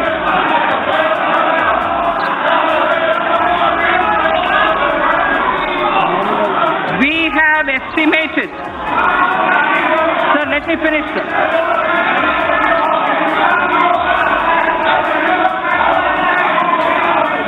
So we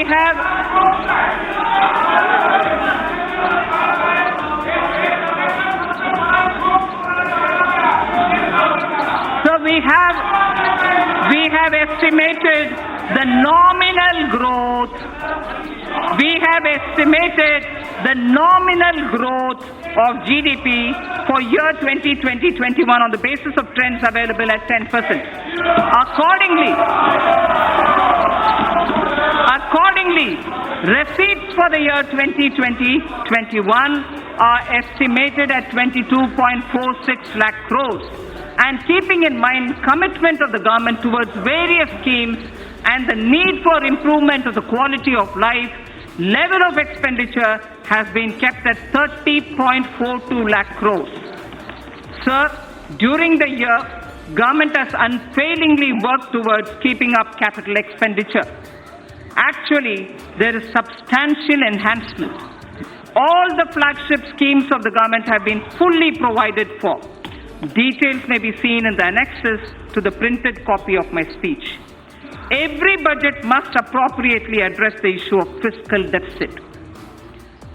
Every budget must appropriately address the issue of fiscal deficit. Recently, government has undertaken very significant tax reforms for boosting investment. However, expected tax buoyancy will take time. We estimate a fiscal deficit of 3.8% in RE 2019-20 and 3.5% for BE 2020-2021. This estimation is consistent with the government's abiding commitment to macroeconomic stability, and it comprises of A, 3.3 for year 2019-20 and 3 for the 2020-2021 budget estimate, and B, Section 4.2 of the FRBM Act, which provides for a trigger mechanism for a deviation from the estimated fiscal deficit on account of structural reforms in the economy with unanticipated fiscal implications. Therefore, I have taken a deviation of 0.5% consistent with the Section 4.3 of the FRBM Act, both for RE 2019-20 and BE 2020-21. Accordingly, the return path is being laid before the Parliament as a part of the medium-term fiscal policy cum strategy statement. This fiscal path commits us to the path of fiscal consolidation without compromising the needs of investment out of public funds. Accordingly, net market borrowings for the year 2019-20 would be 4.99 lakh crore, and for the year 2020-21 it would be 5.36 lakh crores. A good part, this is very important, sir, a good part of the borrowings of the financial year 2020-21 would go towards capital expenditure of the government that has been scaled up by more than 21%. As I had previously mentioned, another about 22,000 crores have already been allocated for equity to fund certain specified infrastructure finance companies who would leverage it manifold and provide much needed long-term finance for infrastructure sector. That should spur the growth impulses in the economy. So I would now move to part B of my speech.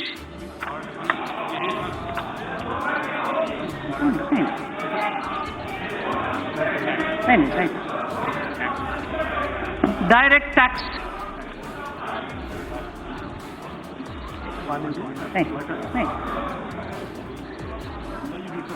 No, thanks. Sir, part B of my speech starts with direct tax, sir. Honorable Speaker, sir, our government has spearheaded radical fiscal measures to ensure that Indian economy continues to tread the path of high growth.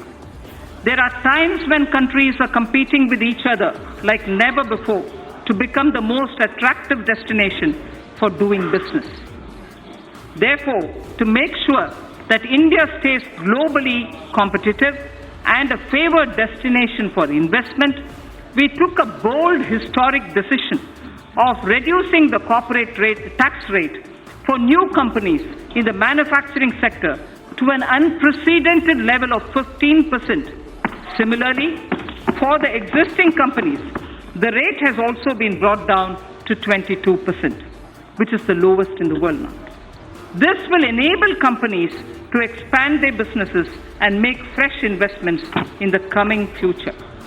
Though we will have loss of substantial revenue due to these measures in the short run, I am certain that our economy will reap huge returns on this score in due course. So one quick verse from Raghuvamsa, written by Kalidasa.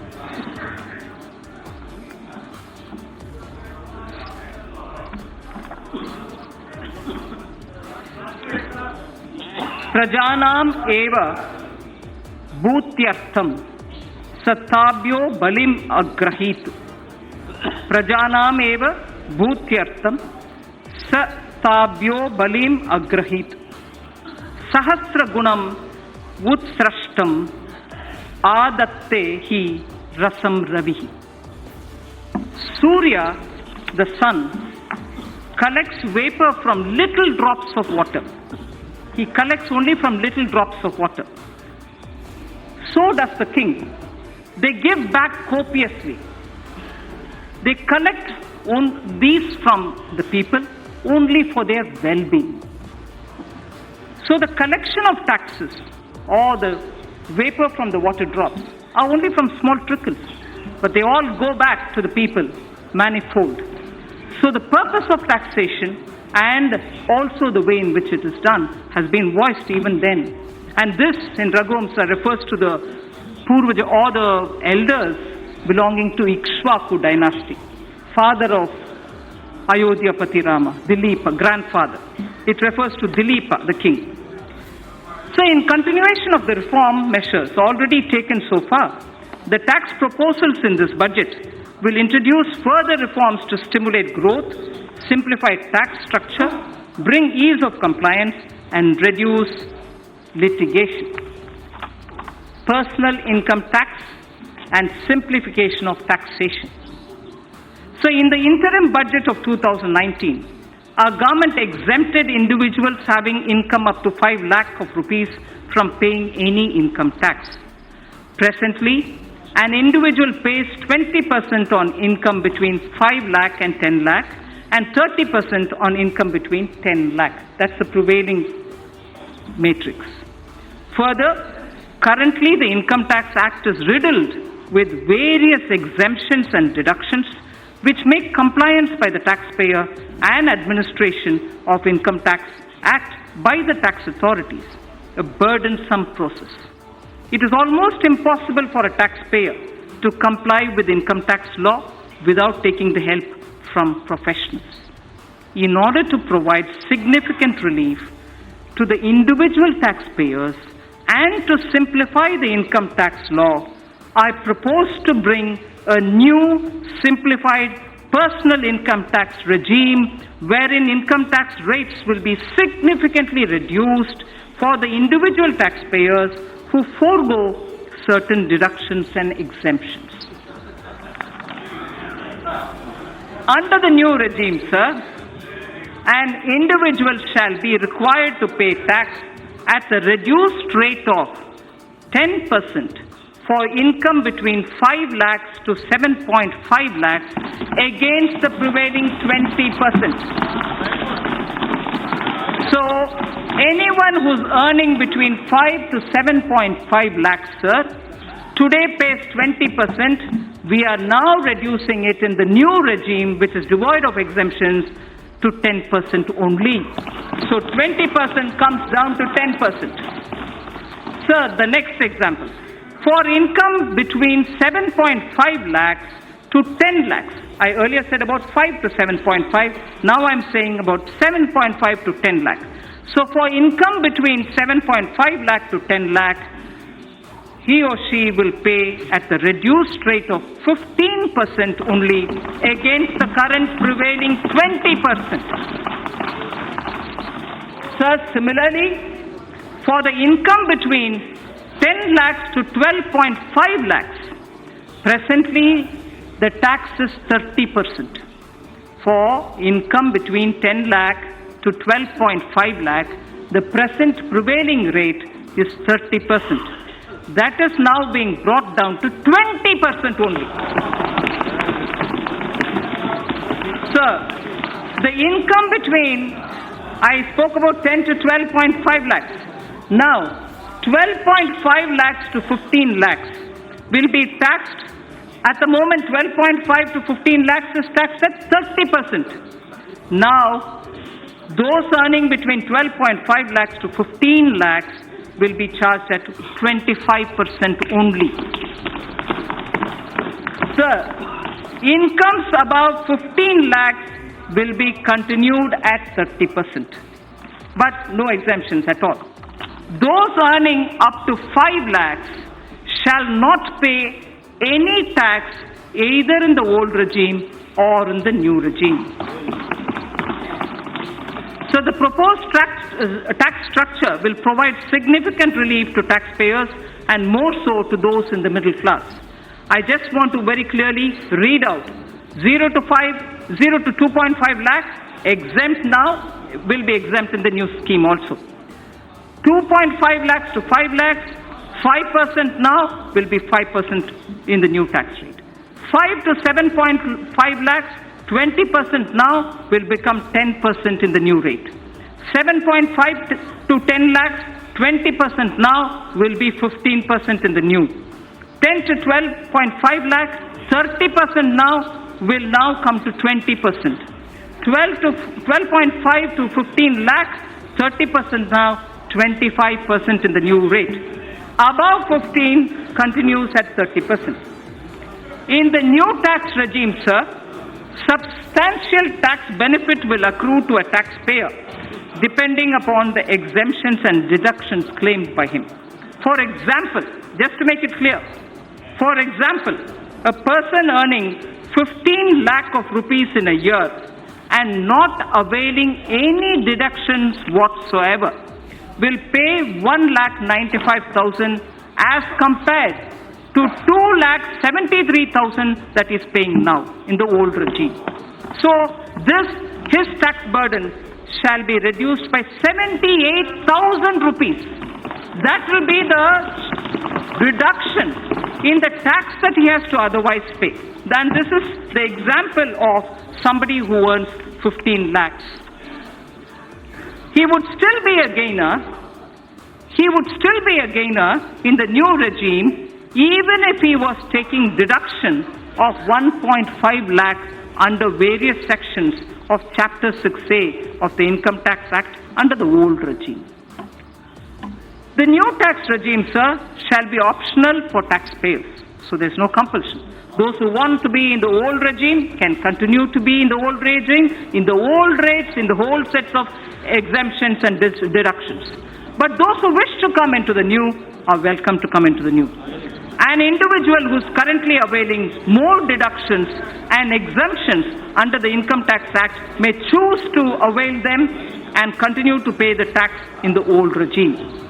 A new personal tax income tax rates will entail estimated revenue foregone of 40,000 crores per year. We have also initiated measures to pre-fill income tax return so that an individual who opts for the new regime would need no assistance from an expert to file his return and pay income tax. Sir, I will have to put this observation here. In order to simplify income tax system, I have reviewed all the exemptions and deductions which got incorporated in the income tax legislation over the past several decades. In fact, I have that list with me, sir. I have reviewed all the exemptions and deductions which got incorporated in the income tax legislation over the past several decades. It was surprising to know that currently more than 100 exemptions and deductions of different nature are provided in the Income Tax Act. No wonder the code is like this, the book. I have removed around 70 of them. I have removed around 70 of them in the new simplified regime. We will review and rationalize the remaining exemptions and deductions in the coming years with a view to further simplifying the tax system and lowering tax rates. Sir, the dividend distribution tax.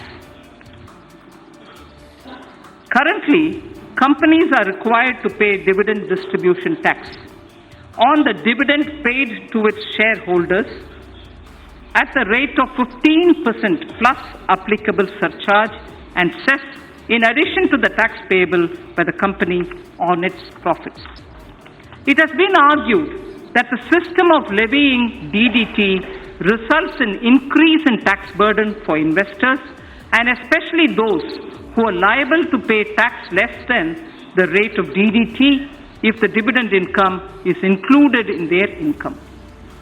Further, non-availability of credit of DDT to most of the foreign investors in their home country results in reduction of rate of return on equity capital for them. In order to increase the attractiveness of the Indian equity market and to provide relief to a large class of investors, I propose to remove the DDT and adopt the classical system of dividend distribution tax, under which companies would not be required to pay DDT. The dividend shall be taxed only in the hands of the recipients at their applicable rates. Further, in order to remove the cascading effect, I also propose to allow deduction for the dividend received by holding company from its subsidiary. The removal of DDT will lead to estimated annual revenue foregone of 25,000 crores. This is another bold move, sir, which will further make India an attractive destination for investment. Sir, a concessional rate for electricity generation companies. In order to give boost to the manufacturing sector, new provisions were introduced in September 2019, offering a concessional corporate tax rate of 15% to the newly incorporated domestic companies in the manufacturing sector, which start manufacturing by March 31st, 2023, the corporate rate cut which happened in September. In order to attract investment in power sector, I propose to extend the concessional corporate tax rate cut down to 15% to new domestic companies engaged in the generation of electricity as well. So that corporate rate, which came down to 15% for the new manufacturing companies, will now be available even for power generation companies too. So tax concession for foreign investments. In order to incentivize the investment by foreign sovereign wealth funds of foreign governments in the priority sector, I propose to grant 100% tax exemption to their interest, dividend and capital gains income in respect of investment made in infrastructure and other notified sectors before 31st March 2024 with a minimum lock-in period of 3 years. Honorable Speaker, sir, in order to make available foreign funds at lower cost, I propose to extend the period of concessional withholding rate of 5% under Section 194 LC for interest payment to non-residents in respect of monies borrowed and bonds issued up to 30th June 2023. I also propose to extend the period up to 30th June 2023 for lower rate of withholding of 5% under Section 194 LD for interest payment to foreign portfolio investors and qualified foreign investors in respect of bonds issued by Indian companies and government securities. I further propose to extend the concessional rate of withholding of 5% under Section 194 LD to the interest payment made on the municipal bonds. In order to incentivize listing of bonds at IFSC exchange, I propose to further reduce the withholding rate from 5% to 4% on interest payment on the bonds listed on its exchanges. Startups Startups have emerged as an engine of growth for our economy. Over the past year, our government has taken several measures to handhold them and support their growth. During their formative years, startups generally use Employee Stock Option Plan, the ESOP, to attract and retain highly talented employees. ESOP is a significant component of compensation for these employees. Currently, ESOPs are taxable as perquisites at the time of exercise. This leads to cash flow problem for the employees who do not sell the shares immediately and continue to hold the same for long term. In order to give a boost to the startup ecosystem, I propose to ease the burden of taxation on the employees by deferring the tax payment by 5 years or till they leave the company or when they sell their shares, whichever is the earliest. Further, an eligible startup having turnover of up to 25 crores is allowed a deduction of 100% of its profits for 3 consecutive assessment years out of 7 years. If the total turnover does not exceed 25 crore rupees. In order to extend this benefit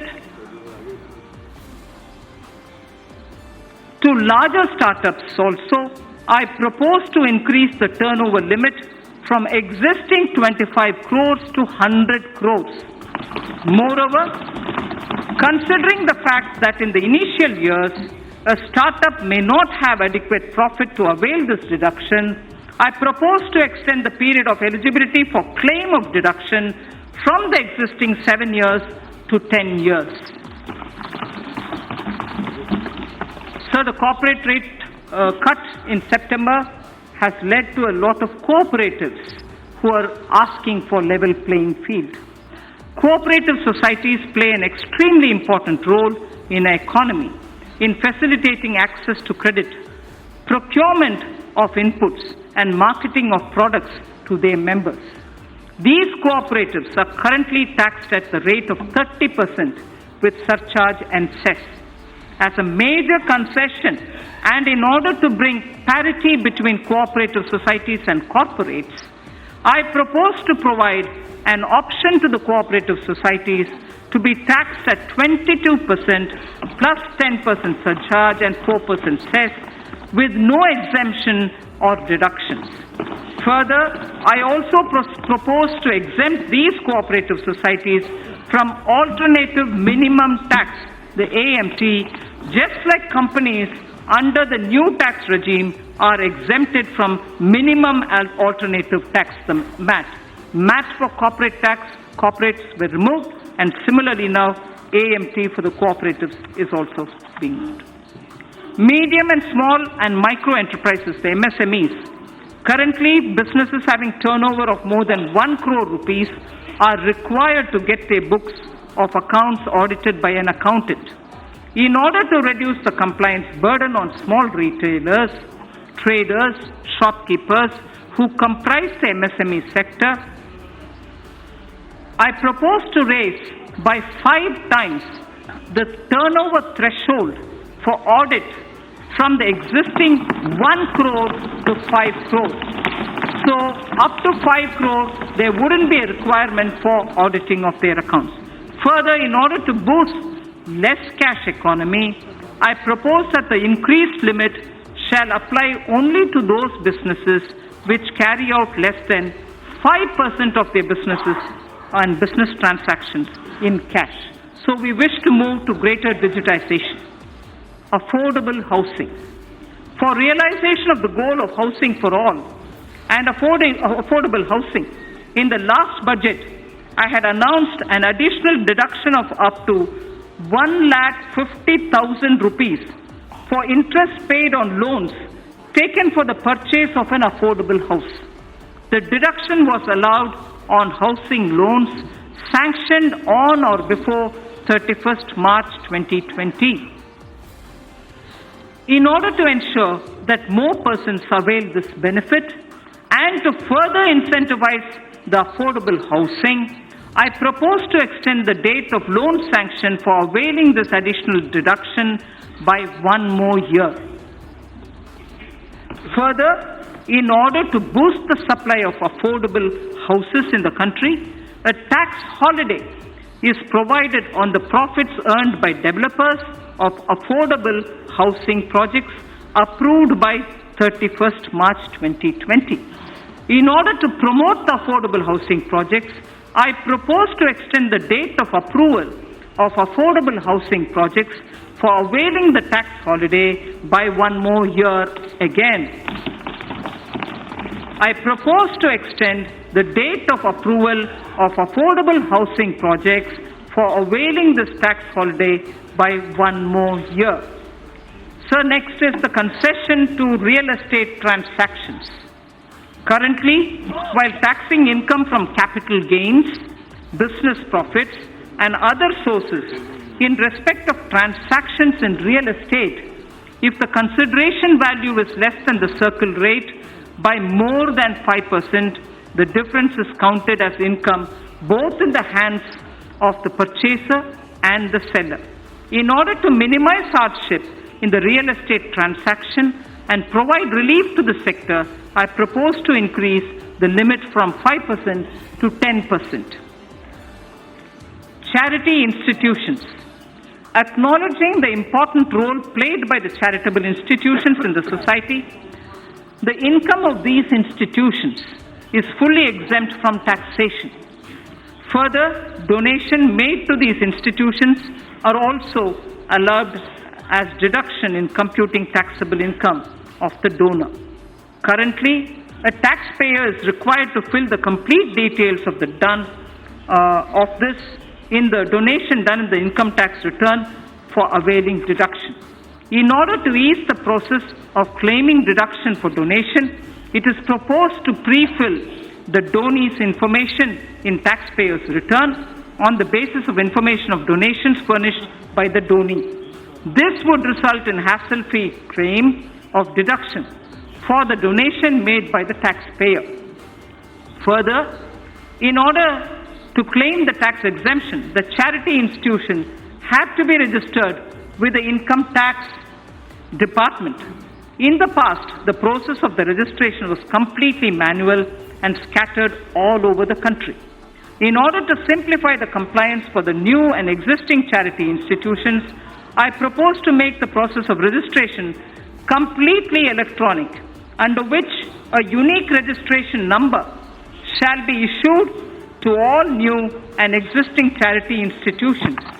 To facilitate the registration of the new charity institution, which is yet to start their charitable activities, I propose to allow them provisional registration of 3 years.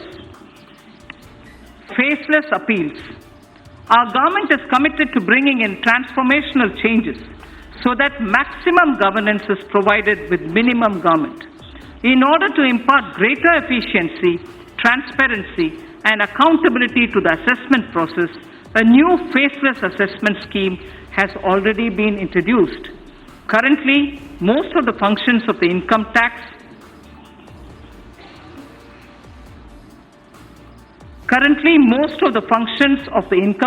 department, starting from the filing of return, processing of returns, issuance of refunds, and assessment, are performed in the electronic mode without any human interface.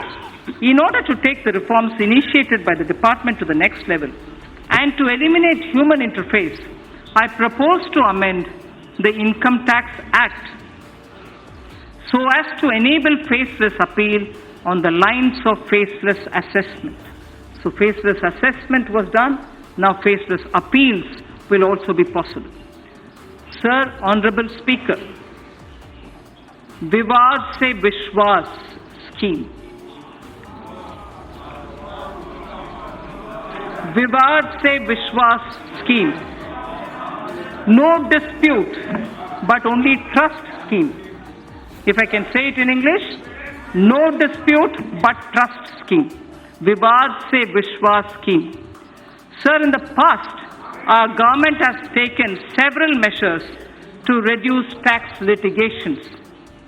In the last budget, Sabka Vishwas scheme was brought in to reduce litigation in indirect taxes. It resulted in settling over 1,89,000 cases. Currently, there are 4,83,000 direct tax cases. 4,83,000 direct tax cases pending in various appellate forums, Commissioner of Appeals, Income Tax Appellate Tribunal, High Court, Supreme Court, and so on. This year, I propose to bring a scheme similar to the indirect tax Sabka Vishwas scheme for reducing the litigation even in the direct taxes. Under the proposed Vivad se Vishwas scheme, a taxpayer would be required to pay only the amount of disputed tax and will get complete waiver of interest and penalty provided he pays by 31st March 2020. Those who avail this scheme after 31st March 2020 will have to pay some additional amount, but even then they can come in. The scheme will remain open till 30th June 2020. So the first thing is 31st March 2020, where you just pay the disputed tax amount, no penalty, no interest. In case you don't do it before that, you move over to 30th June, but where you pay some additional amount. Taxpayers in whose cases appeals are pending at any level can benefit from this scheme. I hope that taxpayers will make use of this opportunity to get relief from vexatious litigation process. So losses of merged banks. As part of consolidation of the financial sector, our government has brought out schemes for merger and amalgamation of public sector banks in order to ensure that amalgamated entities are able to take the benefit of unabsorbed losses and depreciation of the amalgamated entities. I propose to make necessary amendments to the provision of the Income Tax Act. Taxpayers' Charter. I mentioned it briefly in Part A. Any tax system requires trust between taxpayers and the administration. This will be possible only when taxpayers' rights are clearly enumerated. Towards this end, and with the objective of enhancing the efficiency of delivery system of the Income Tax Department, I propose to amend the provisions of the Income Tax Act to mandate the Central Board of Direct Taxes, CBDT, to adopt a taxpayer's charter. The details of the contents of the charter will be notified soon. Instant PAN through Aadhaar. In the last budget, I had introduced the interchangeability of PAN and Aadhaar, for which necessary rules were already notified. In order to further ease the process of allotment of PAN, soon we will launch a system under which PAN shall be instantly allotted online on the basis of Aadhaar without any requirement for filling up of detailed application form. Sir, our government brought in the GST as a historic reform of the indirect taxes in 2017. We also took a path-breaking step of simplifying and rationalizing corporate tax in September 2019. More importantly, we offered a rate of corporate tax which perhaps is the lowest in the world. Continuing on this path, we have now put the personal income tax at its lowest ever rate and totally removed the DDT at the company's hands. Further, the direct taxes are now the lowest, simplest, and the smoothest. Direct tax on the startups have also seen many reformatory steps in quick succession. Even ease of compliance is seeing unprecedented changes. Last but not the least, personal interface with tax administration is at the minimum level. So last, indirect tax. Indirect tax, sir. As I mentioned earlier in Part A of my speech, reforms are continuing in the GST. A simplified return shall be implemented from 1st April 2020. This is under the pilot run. It will make return filing simple with features like SMS-based filing for nil return, return pre-filling, improved input tax credit flow, and overall simplification. Refund process has been simplified and has been made fully automated with no human interface. Electronic invoice is another innovation wherein critical information shall be captured electronically in centralized system. It will be implemented in a phased manner starting from this month itself on optional basis. It will facilitate compliance and return filing. Several measures have been taken for improving compliance. That has been a worry for many of the states, sir.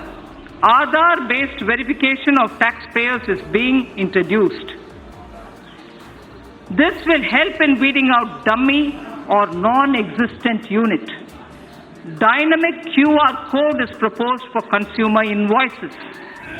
GST parameters will be captured when payment for purchases is made through the QR code. A system of cash reward is envisaged to incentivize customers to seek invoice.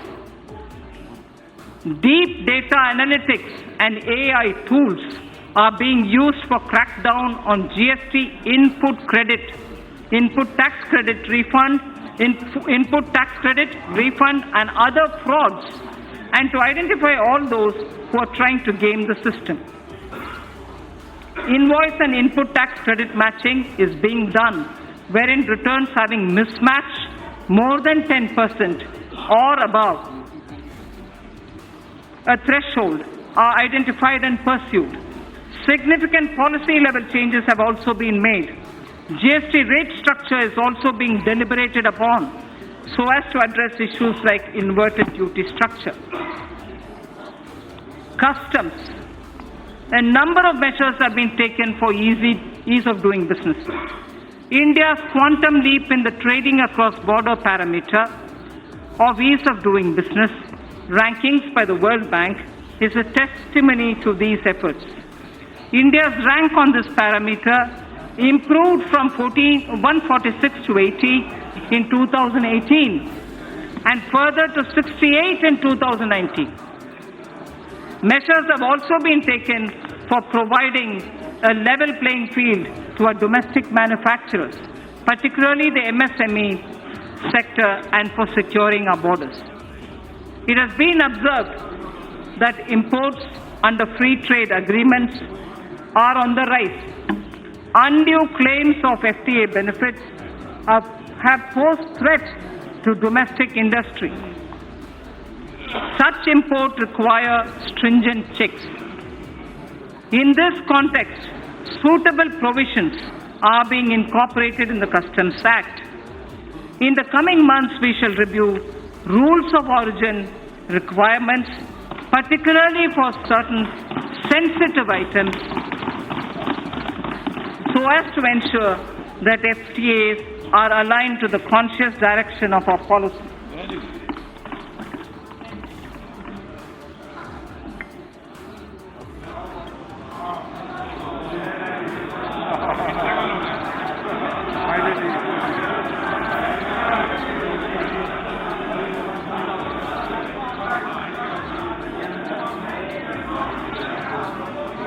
Speaker, sir, we are also strengthening provisions relating to safeguard duties, which are applied when surge in imports causes serious injury to domestic industry. Amended provisions shall enable regulating such surge in imports in a systematic way. The provisions for checking dumping of goods and imports of subsidized goods are also being strengthened for ensuring level playing field for domestic industry. These changes are in line with international best practices. Exemptions from customs duty have been given in the public interest from time to time. However, a number of these have outlived their utility or have become outdated. On review, certain exemptions are being withdrawn. Remaining customs duty exemptions shall be comprehensively reviewed by September 2020 for taking a view on their relevance. I propose to crowdsource suggestions for such reviews. Suggestions would also be invited in respect of the customs laws and procedures for aligning them with the needs of changing times. Sorry.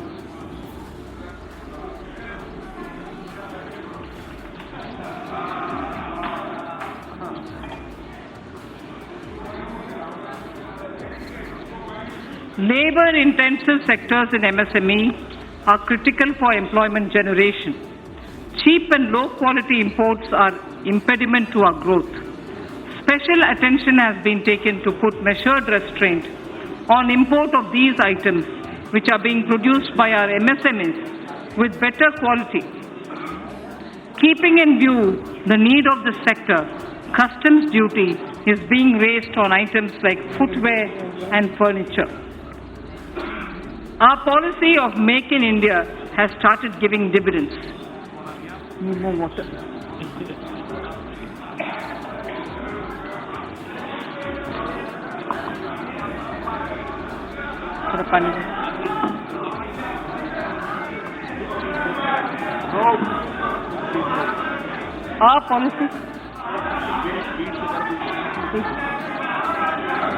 Our policy of Make in India has started giving dividends. India is now making world-class goods and exporting such products. We have made considerable progress in medical equipments too. Thank you. We have made considerable progress in medical equipment too. Till a few weeks back, we were dependent on imports for medical equipment. Now, not only we are manufacturing medical equipment, but also exporting them in large quantities. This sector deserves further fillip. Government has also been committed to provide health services to all. Ayushman Bharat has made it possible to achieve the twin objectives of giving impetus to the domestic industry and also to generate resources for health services. I propose to impose a nominal health cess by way of duty of customs on the imports of medical equipment, keeping in view that these goods are now being made significantly in India.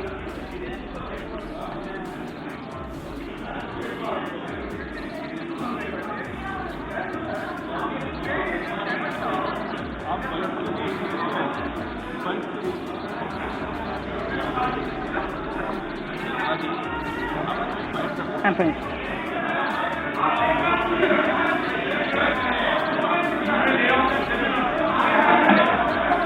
No. There are only 2 more pages. To achieve the twin objectives of giving impetus to the domestic industry and also to generate resources for health services,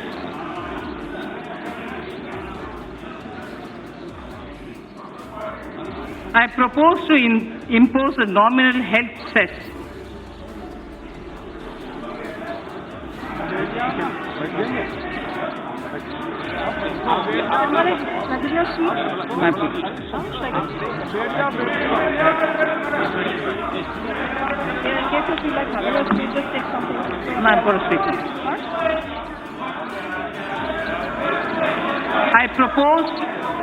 I propose to impose a nominal health cess by way of duty of customs on the import of medical equipment. Keeping in view that these goods are now being made significantly in India, the proceeds of this cess shall be used for creating infrastructure. So I think I will lay the rest of the pages, sir. Please consider as read. Thank you.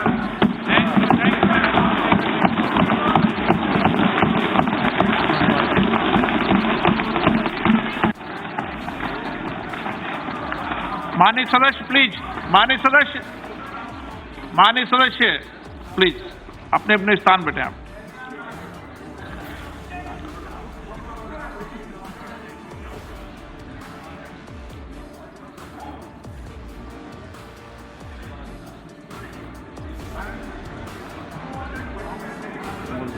Item number 3 Shrimati Nirmala Sitharaman ji statement सभा पटल पर रखें। Sir, item number 3, with your permission, I rise to lay on the table of the following statements under Section 3(1) of the Fiscal Responsibility and Budget Management Act 2003, medium-term fiscal policy cum fiscal policy strategy statement and macroeconomic framework statement.